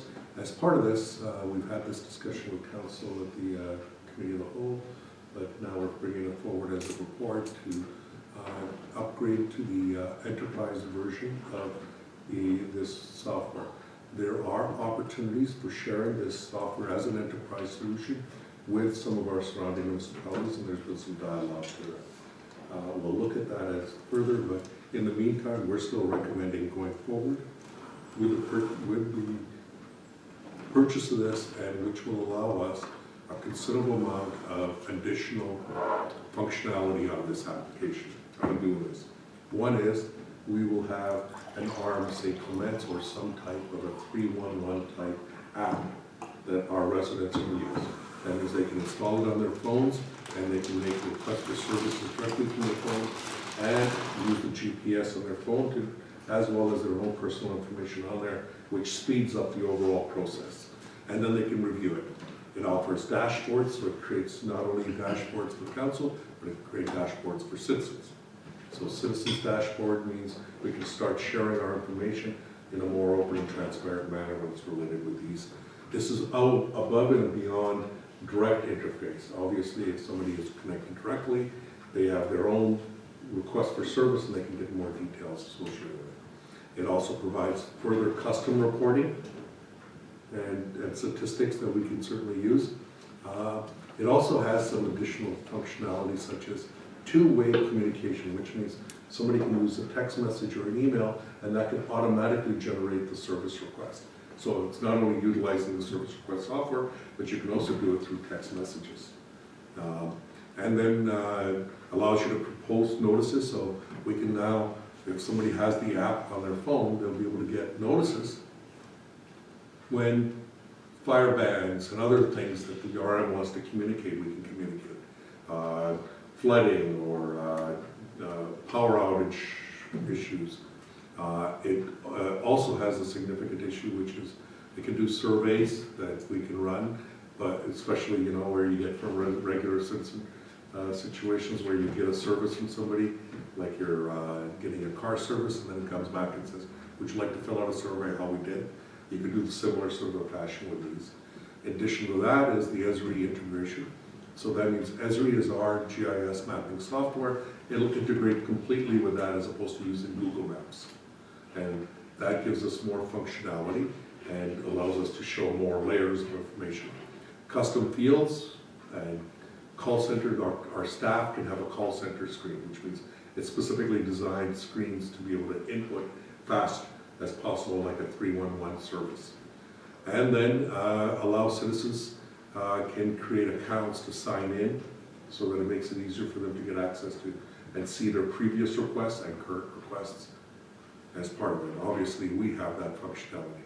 So with this product, I did all the talking. Tyler's here to speak to it, so Tyler, finish up the rest. And this one's kind of a tongue twister for the finances, so basically the amount to upgrade is if we upgrade on May 1st. So because we've already signed our contract with our last upgrade from the period of, I think it was June to June, now if we were upgrading 2 months early before our contract expires, that means the new contract, which would technically be the $20,000 a year, will have a discount of the 2 prorated months in it, so we would see $20,000 minus whatever the number is, I can't see that far, but it's roughly $2,100. $2,100. So it would be in that price, and then we would be moving forward with the set costs. That's per year cost that? Yeah. And then with that, there was the original $10,000 implementation fee, but considering that we just went through this with Catalyst, they're reducing that fee by 50%, so it'll be $5,000 one time. So what do we usually pay a year? Right now, we're paying $12,500 plus a 6% increase. I don't know what the previous software was. I don't know. Previous software was about 5,000. So now it's gonna cost us 20 a year, is that right? Approximately 20 a year, and if we begin to share this with other users, then we begin to split the cost, and the cost doesn't go up. And so if we have all surrounding municipalities that currently are in the same district utilizing it, it'd be costing us almost as much as, less than what it was costing us previously. Go ahead, Councillor Spicer. So I have 2 questions in relation to what you were talking about. we don't have anybody that's committed as a partner, but your thoughts are that there's definite interest? There's definite interest. I know that one mayor's been contacting our mayor. Some council members from another municipality have contacted me directly about it. I've talked to the CAOs from 4 municipalities, and they've all shown some level of interest. So, sorry.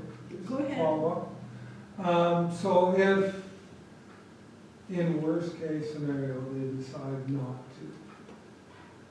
to,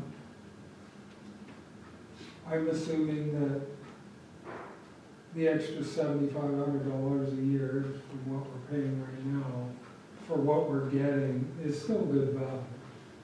I feel that it's still a good value. I think just even the app is probably worth that, let alone, well, every integration is gonna be important too, right?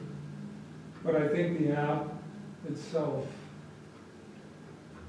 might be worth just that extra cost, even if we don't get other people involved. Correct. Go ahead, Councillor Corbis. Yeah. So would you say Scott's right again? Not this time, because that's exactly what I've already communicated. Me too. Pretty cool. I think Deepak's right this time, everyone. You just wanted to hear it. Okay, so if there's nothing else on this, do we have a resolution to bring forward, please? Yes, we do. Whereas council approved the upgrade for the Request Management Enterprise with an initial setup fee of $5,000 plus $17,913.66 for the months of May to April, and a continued annual cost of $20,000 subject to 6% increase each year. Can I have a mover, please? Councillor Corbis, second, please.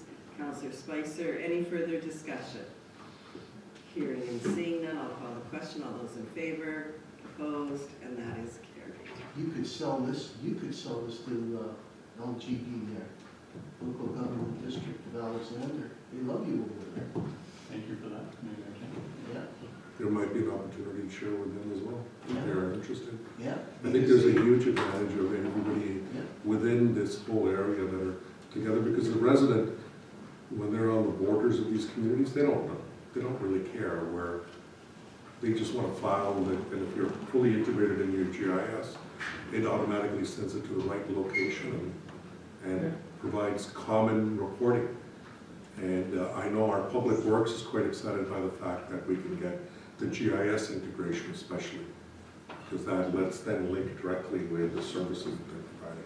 I think the younger people are gonna use this lots, but the older ones are gonna, some, not as much. And so. that's the advantage of having the call center Yeah. still.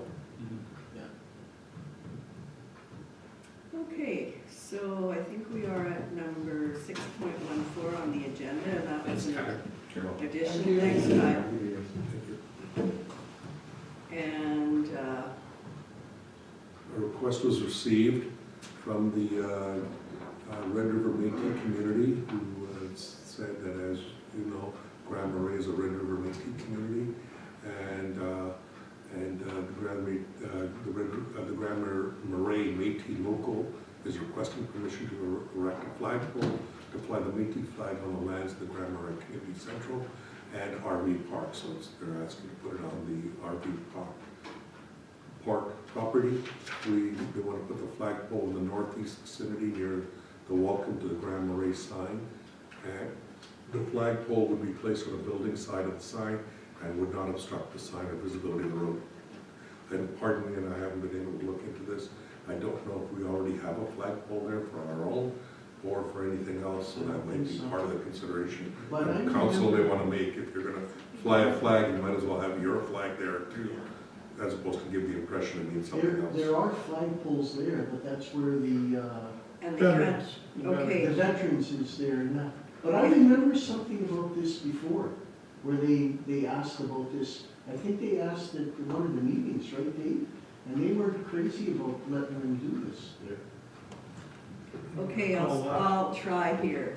I did have a phone call on this, and that's why it's on our agenda, because I did tell the gal that called me about it.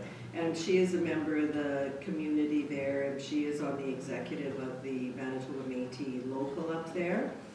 And basically, they're just looking to put the flag up because Grand Marais is a Métis community and has been for a number of years. So they want to just have a little bit more visibility maybe in the community.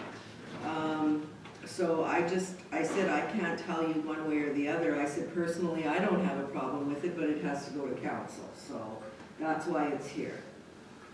Go ahead, Scott, and then Sandra.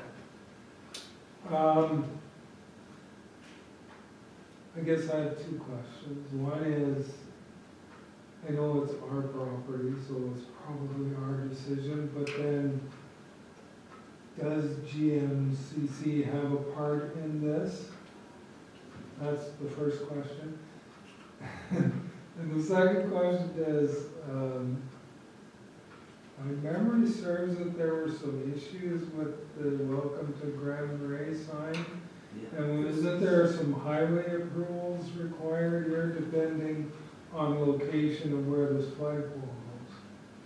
That will be part of the review that would need to be done, because part of that sign ended up being on the public right of way or the highways right of way.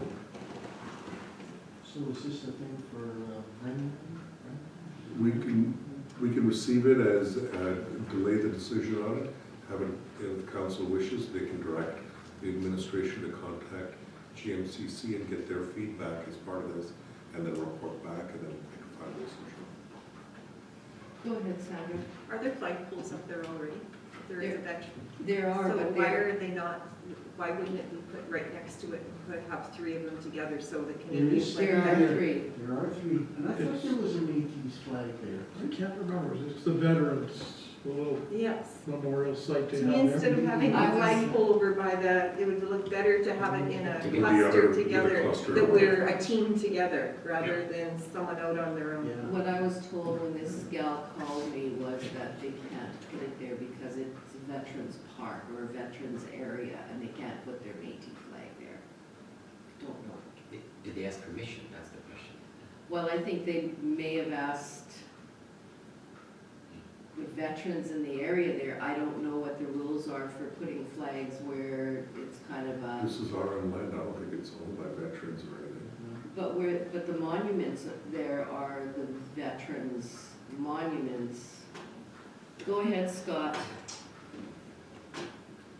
I have a suggestion. Whether it's in the veteran, what my suggestion would be is if there's three flagpoles there and there's three flags flying in their veterans. The first question I would have is one of them the RM St. Clement's flag? And if it's not, then my suggestion would be we put up two flagpoles, one for our flag, one for their flag, as per the request. If it goes beside the other three, fine. If it doesn't, then it goes just outside the park on either side. I think And I that makes more sense to me. And I think that's what Deepak kind of was alluding to, that maybe it should be by the sign. So the sign is over here right away, correct? Right, yeah. And the other flags are where? Right there, where you put the, Right Here's here? a come out the door. No, Here? yeah, Close, no, there, no. there, There. Yeah. Okay, so the other flagpoles are here. yeah. I don't see how that could be restricted.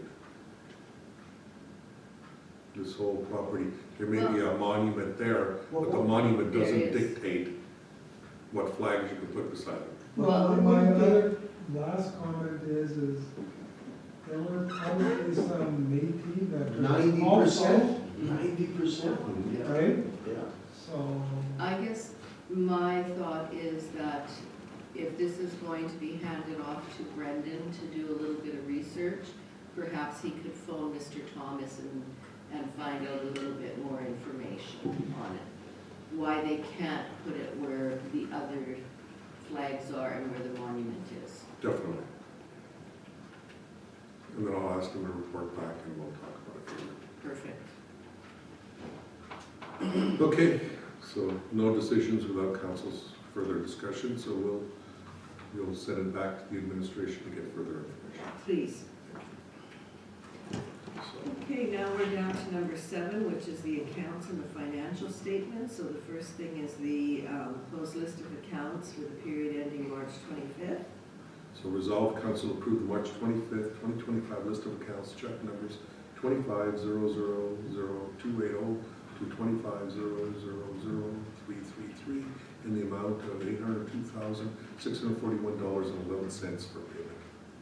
Can I have a mover, please? Councillor Spicer, second, please. Councillor Sutherland, any further discussion? Hearing and seeing none, call the question. All those in favor? Opposed? And that is carried. And I believe that we have our December financial statement. Yes, Madam Mayor, if you'd like, I have the detailed financial statement that I can discuss later in camera with all the variances and so forth. This is the one that covers for the year end where we're going to rank the for our budget. Yes. Yeah. Okay, I'll walk through as I highlighted specific things I'd like to bring to your attention as part of that. But for the moment, if we can receive the financial statements. Resolved that the December 31st, 2024 financial statement be adopted as presented. Can I have a mover, please? Councillor Horbus, second, please. Councillor Boulanger, any discussion? Hearing and seeing none, call the question. All those in favor? Opposed? Carried. Okay, financial statement 7.3 grants. We have the one grant, and that's the Kirkness Community Club.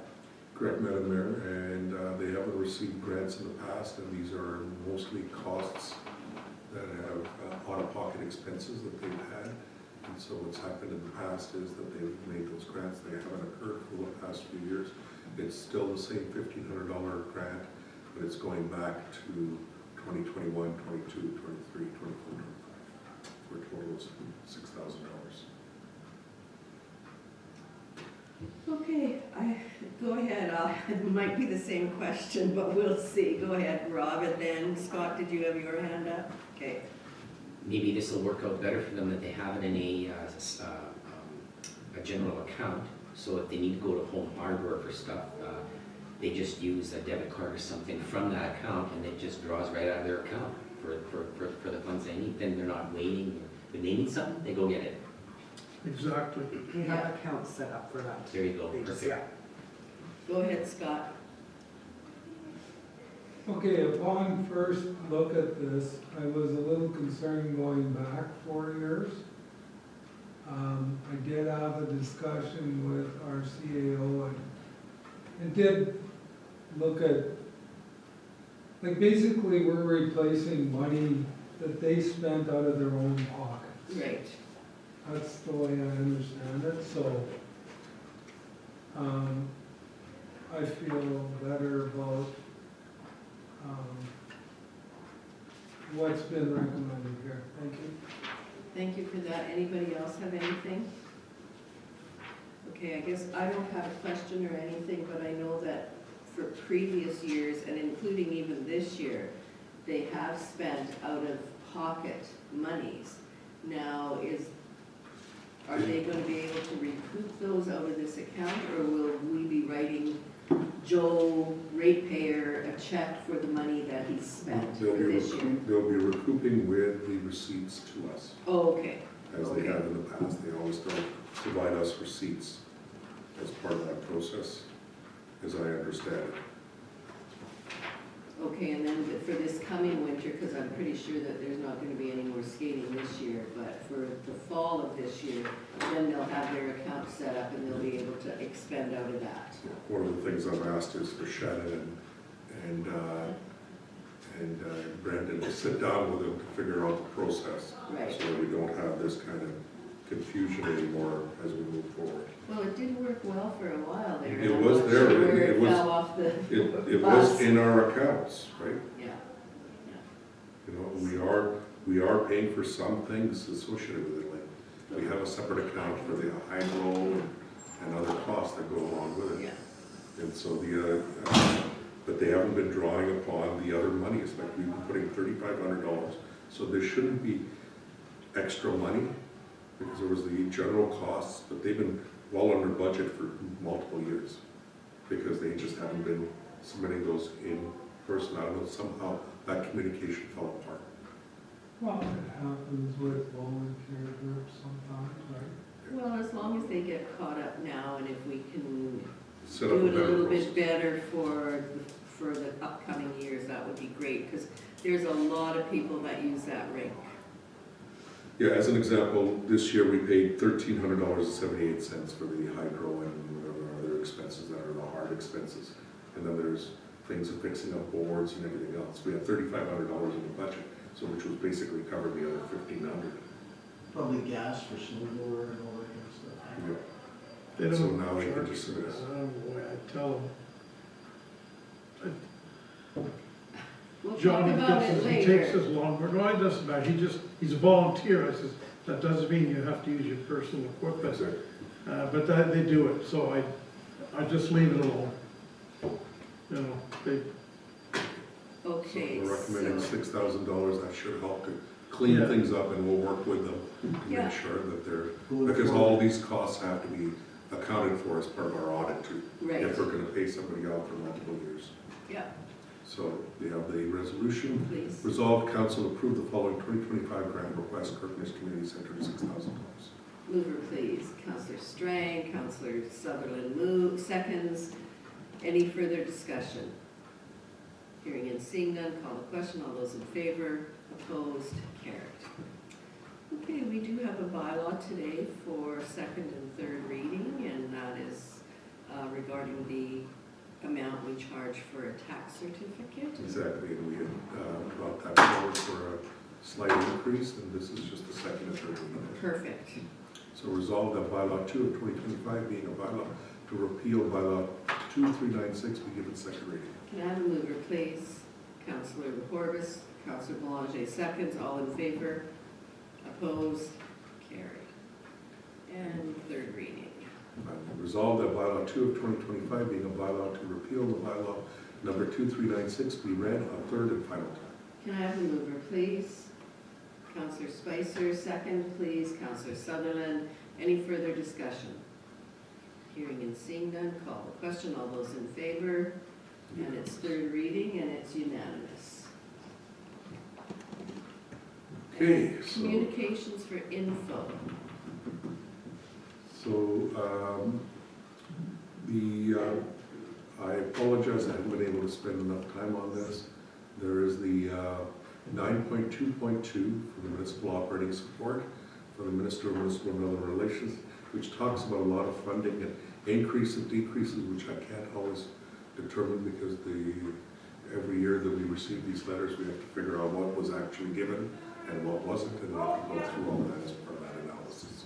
So we'll be doing that part and then determine what's the best course forward, and I'll share with you when we go through the budget process. But I wanted to make you aware of this, so if you have a chance to read it, you should. The other one I wanted to bring to your, I shared this one earlier, which is the budget in brief, which identifies all the budget for the province of Manitoba. And finally, one of the things I wanted to bring to your attention was the River Creek Estates. We have a letter, and so speaking of the issue about expansion of water, so we went from 300 users approximately, or 300 REUs, I think in the Arms, 300 plus REUs in the East Selkirk using water, to adding another 150 REUs from River Creek Estates, let alone additional connections that will be coming in the future. That helps to manage our expenses related to the utility, but it also fixes a long-standing issue, which was not very good water treatment system that was at risk at the River Creek Estates. This is a letter that we received from the board all 5 buildings, thanking the RM of St. Clements for providing them with potable, soft water, which has taken a significant risk and issue off their hands and provided all these other benefits. So they've sent a letter of thank you, and I thought it was On the worthwhile. website.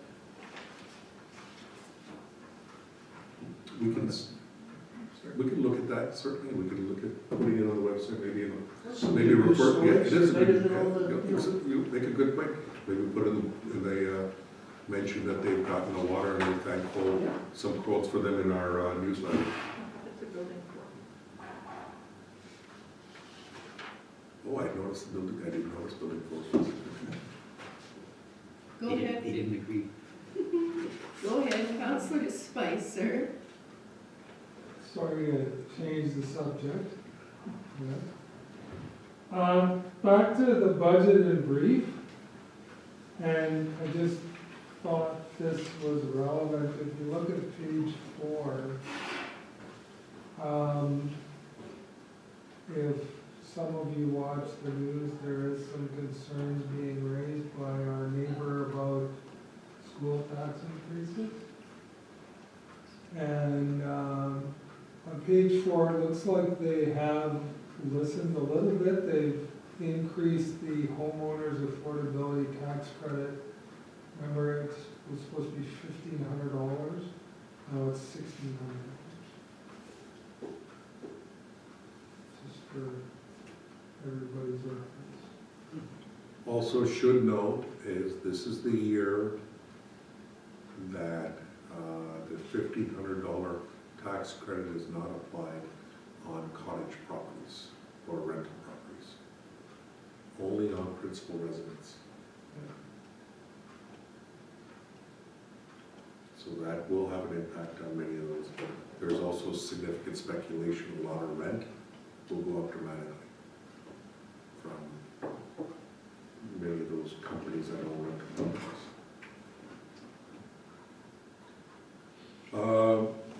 One other thing I wanted to bring to your attention, and for no other reason than, where is it? But you only get that tax credit on your principal residence, so why are we talking about cottages? No, you didn't get, you used to get the tax credit. The tax credit, the $1,500 was identified last year as a $1,500 as opposed to 50%.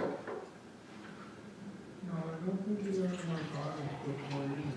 Just primary residence. Yeah, Was it always on primary residence? always on primary residences. Okay, then I'm Only. confused. Again,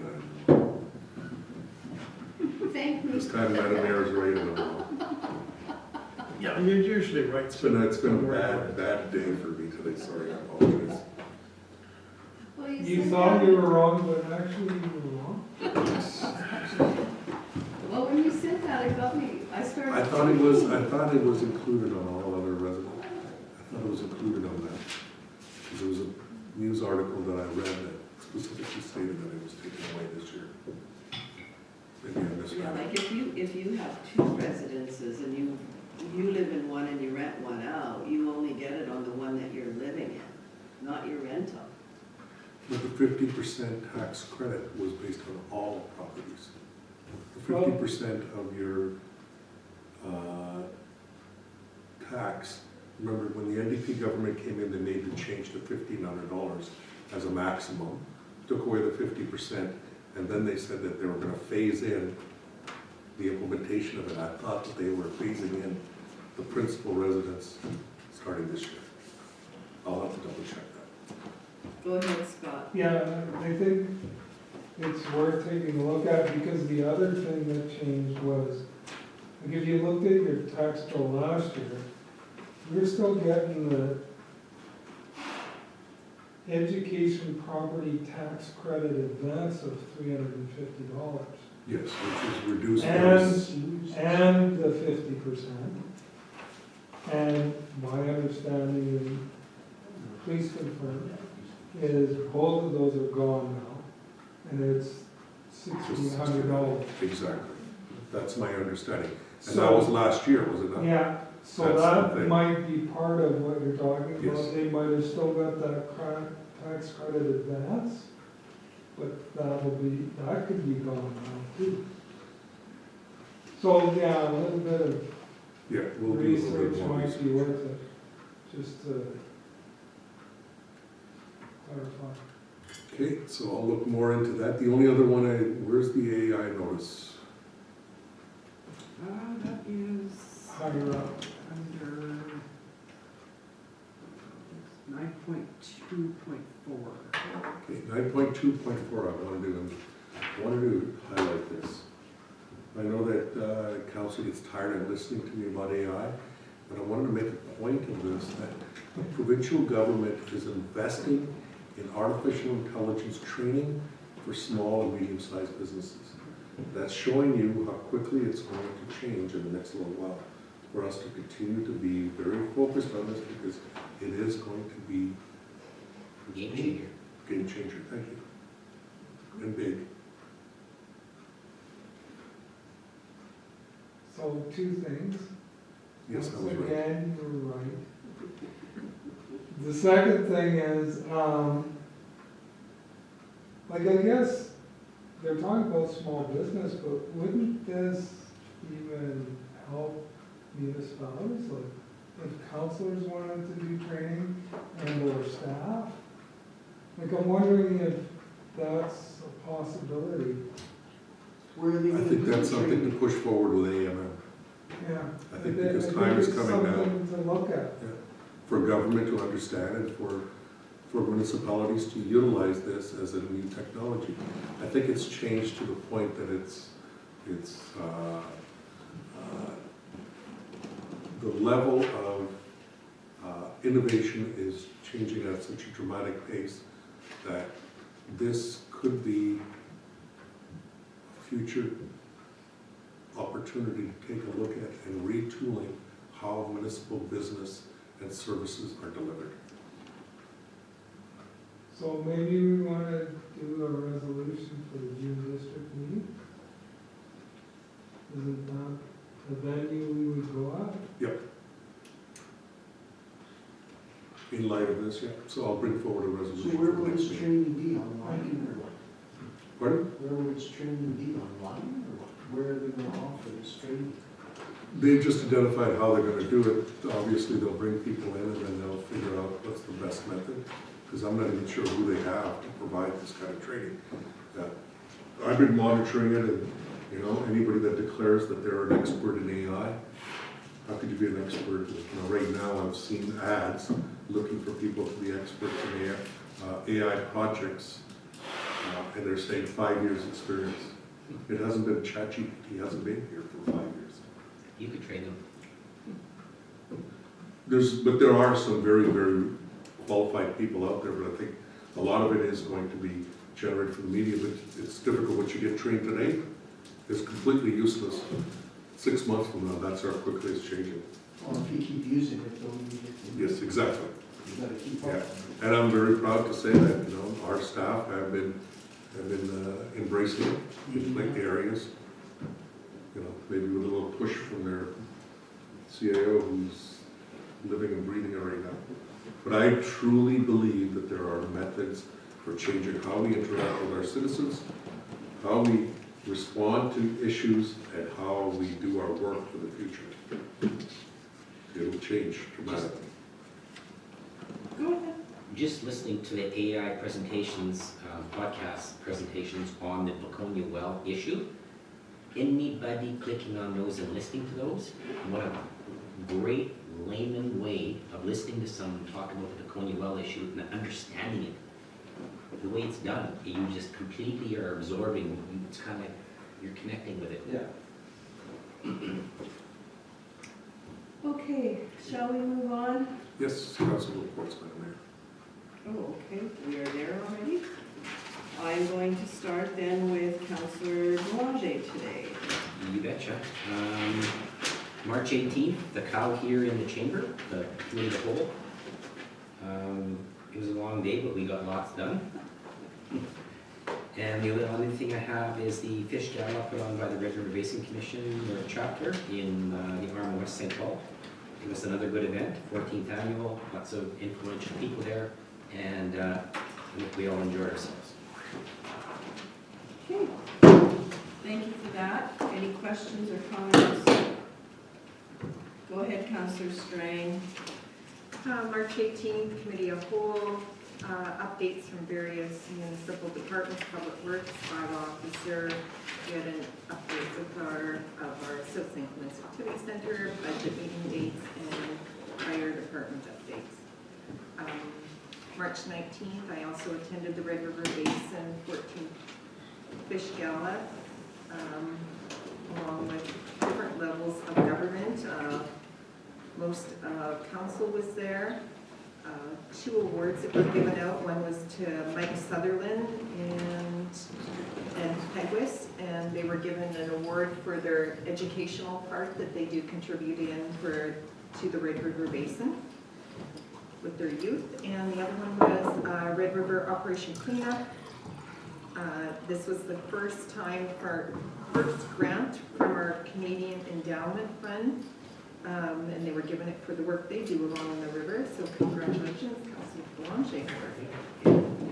And March 22nd, attended the Red River North Tourism.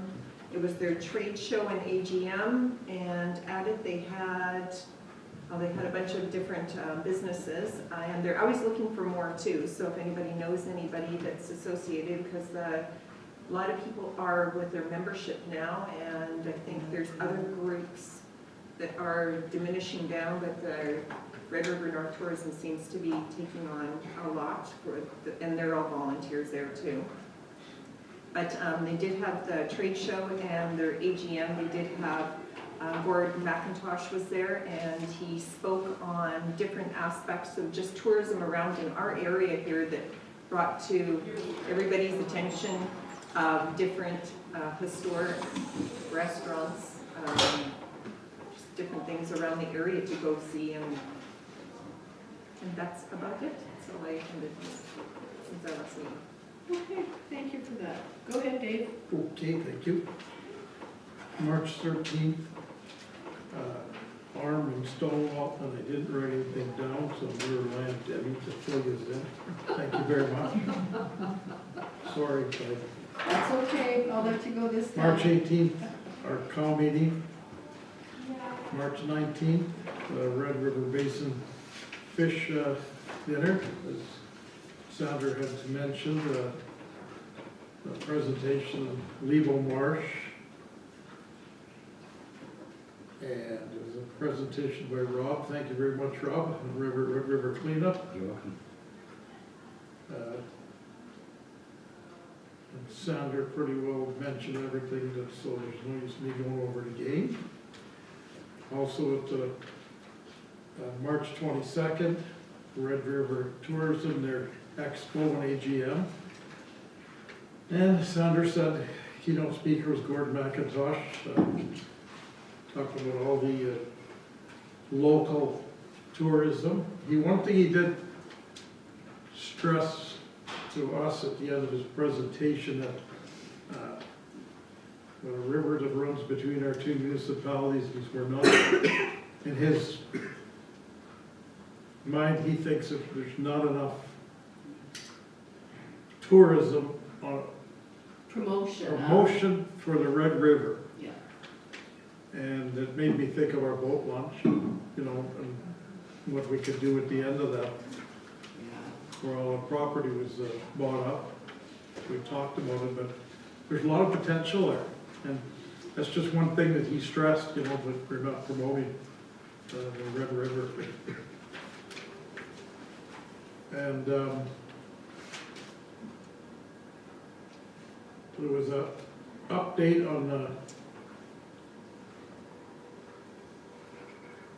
Kennedy House, and it'll refurbish it, and it will be done this summer, so they hope.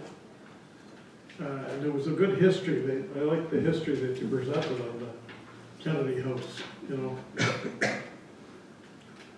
how it was established and who bought it after that, and then with the government taking over with I forget what year they said it was closed down for many years, and So now it's to the point where it will be open again. So that was pretty interesting. Lois Wells delivered the president's message, and she described 2024 as a year of growth for Red River, which is, I gotta give her a lot of credit for that. I mean, their whole team, and Who was that? Lois Wales. You know Lois. And that is it. Thank you very much. Thank you. Go ahead, Councillor Horvis. Yeah, March the 18th, came for half of the town meeting. That's all I know. All you have, okay. And Councillor Spicer. Thank you, Madam Mayor. March 14th, Manitoba Association of Watersheds. We've been doing some board training.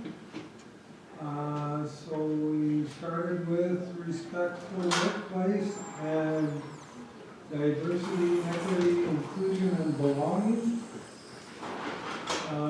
Very interesting discussion. And just even how you know, say you're hiring people, how you actually need to include some of the wording in your hiring practices. So there was some definite things that we take a look at doing some changes to. March 18th, the Committee of the Whole, we had minutes, and I think it's been touched on, but basically we had protection, recreation, and communication updates. March 19th, I also attended the Red River Basin Association, and my colleagues have already pretty much covered it. March the 20th, we had our regular meeting for Northeast Red Watershed District. I've been kind of trying to keep you guys up to date on some of the programming that we could take advantage of. I did bring up well sealing, but I guess it doesn't quite fit our well sealing right over here, so, but I guess we tried.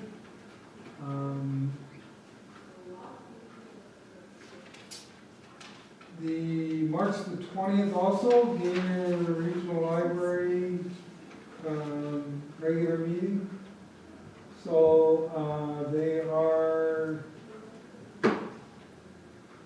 definitely working towards fundraising, and they're, as far as we could tell in the first communique from the province and the budget, doesn't look like there's any capital funding for libraries in the budget at this point.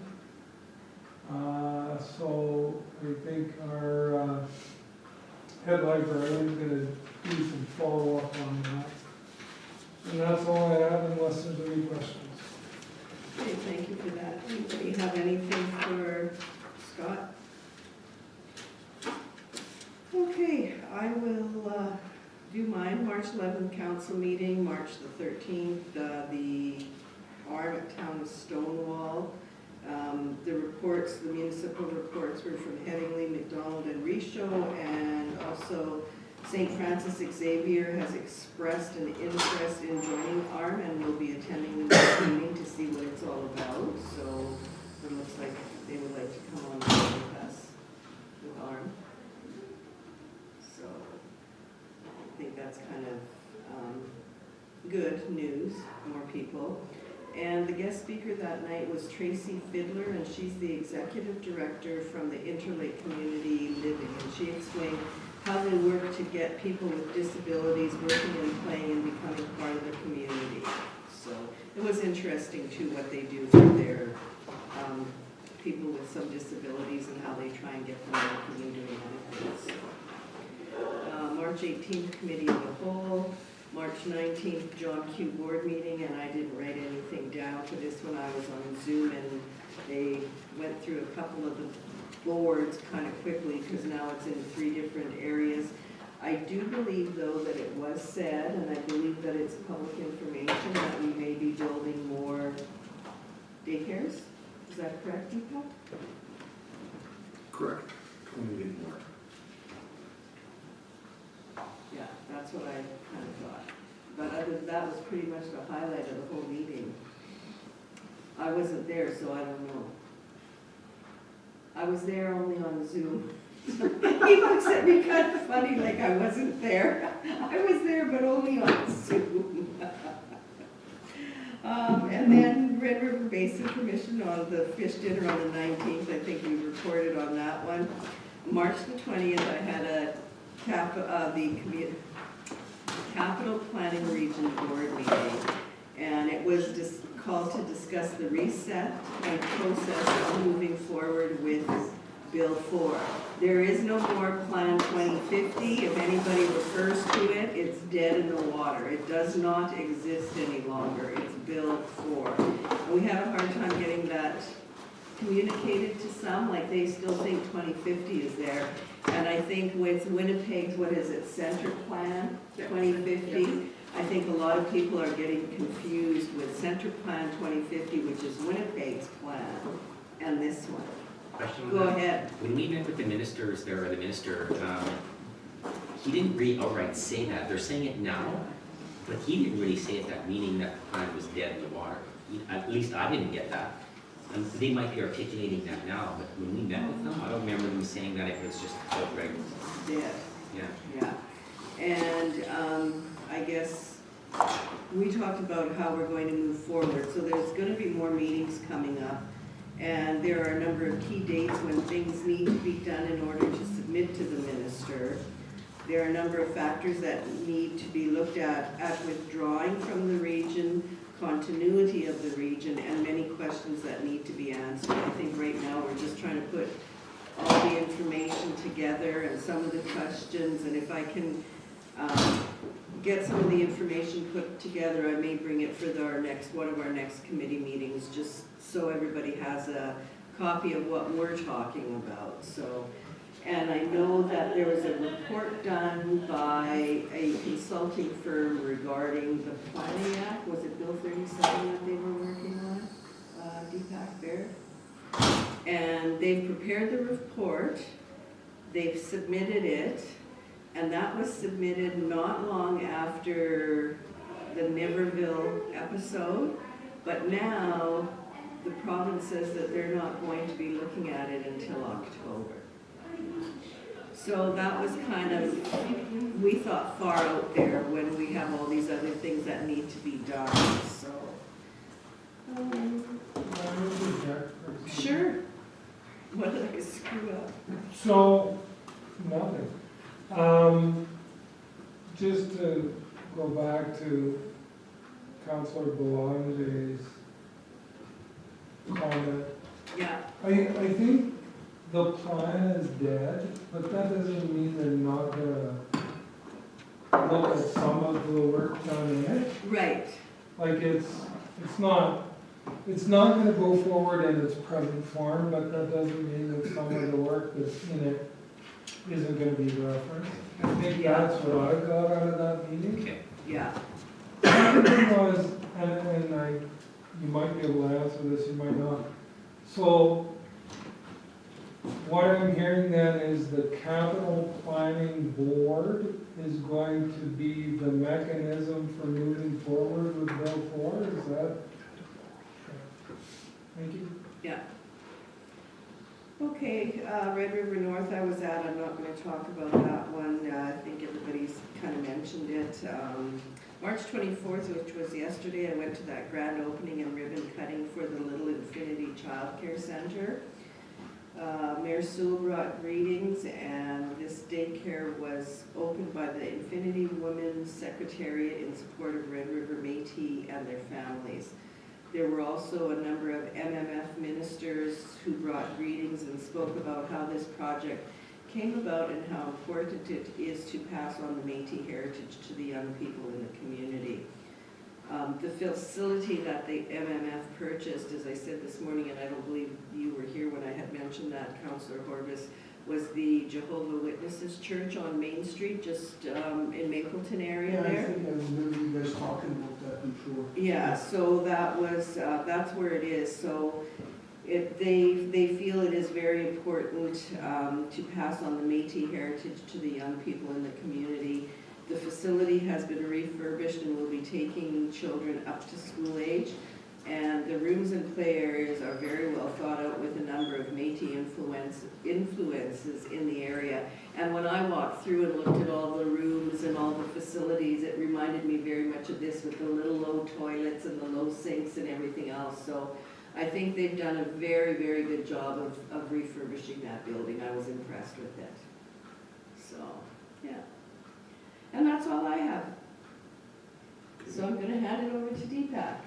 So, thank you, Madam Mayor. As you know, we went through a tour of the St. Clements Activity Center today. The construction has continued as per our schedule, substantial completion by May 23rd. And the council walkthrough, I think, went well, except for the mud.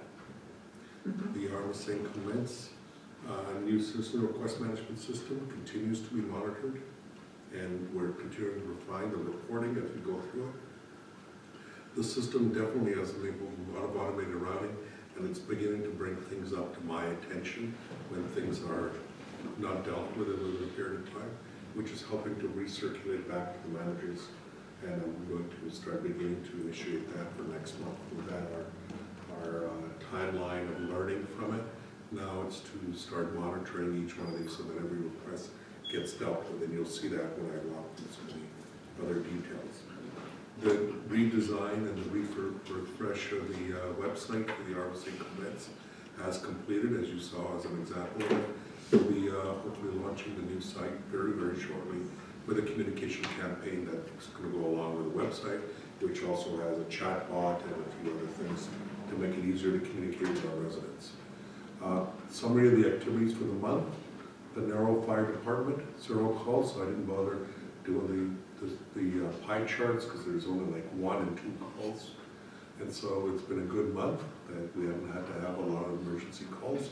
So 1 in East Beaches and 2 in East Selkirk. Complaints, we've had 6 complaints on animal control. 4 were cautions issued, 2 animals were impounded, not counting the 12 that we dealt with. And patrols conducted, 2 dogs at large, 5, and 1 dog biting incident. And so I wanted to talk about that overall dashboard that we talked about. This is the current dashboard that you can get out of that system. And then if I expand it a little bit, you'll see, you've got the monthly activity, opened activity, closed. Now you can see this fluctuation on the everything from 12/24. I think it's not because it's previous data, but when you take a look at the rest of it, you can start seeing how you can monitor it month by month, what's your activity, what's happening there. Then you can begin that. So as the years go, this system will become more valuable to us. The most submitted request types, recreation, and that's because there's a significant amount of requests that went to recreation from a council direction as well, because we're also tracking all the ones that are council initiated requests through these council meetings that are sent to administrative staff to deal with. But administration, miscellaneous, so it gives you a general outline of where they're coming from. Gives you the request counts by past 30 days. Shows you January, February, and March, the last 3 months, as comparison. Okay, for week 1 to week 5 kind of scenario. And it gives you the closed in progress, open, and on hold. What's happening with all those. So as you can see, majority are getting it closed, and what's happening, so we can start trying to monitor what's happening. Is there anything that's dragging on too long? Age days to close, as you can see, it's really December, January, February that you can really look at, because that's when we went live. And so you can see we're very close. Like, once we get rid of the old data that's not accurate at this point, when we get into it, you'll be able to, now that y-axis is going to increase, so that 0 to 100 will be 0, 1, 2, 3, 4, 5 days kind of scenario, and you'll be able to see a better synopsis of why it's taking so long to deal with things. And when we get the new version, I'll be able to specifically focus on those months and show you what those stats are that we can share with our residents. So, service requests by ward. So we have a total of, I think Ward 2 should be 63. or 63, sorry, that number was, yeah, that number needed to change this. That should be 63, I'll make that change. So 63 in Ward 2, and Ward 1, that's what happens when you copy and paste top to bottom, and made an error on that when I fixed the others up. But we have total closed, which is up here, as you can see that they're in here, in these stats as well. Obviously, that's just for the last 30 days from May, I did those stats from.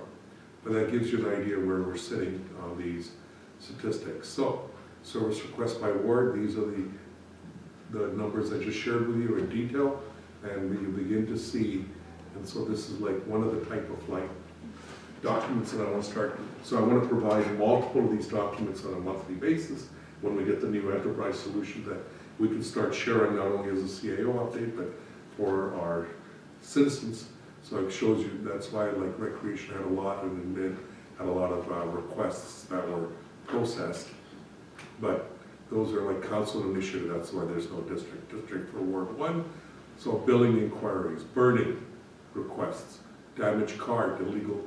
So it's pretty well spread out by not much. Ward 2, a lot of other. We'd be able to dive into more of what those others are. I can certainly look at them right now and see which are those and show you how that works. And hopefully in the very near future, you as a council member will be able to dive a little deeper into it.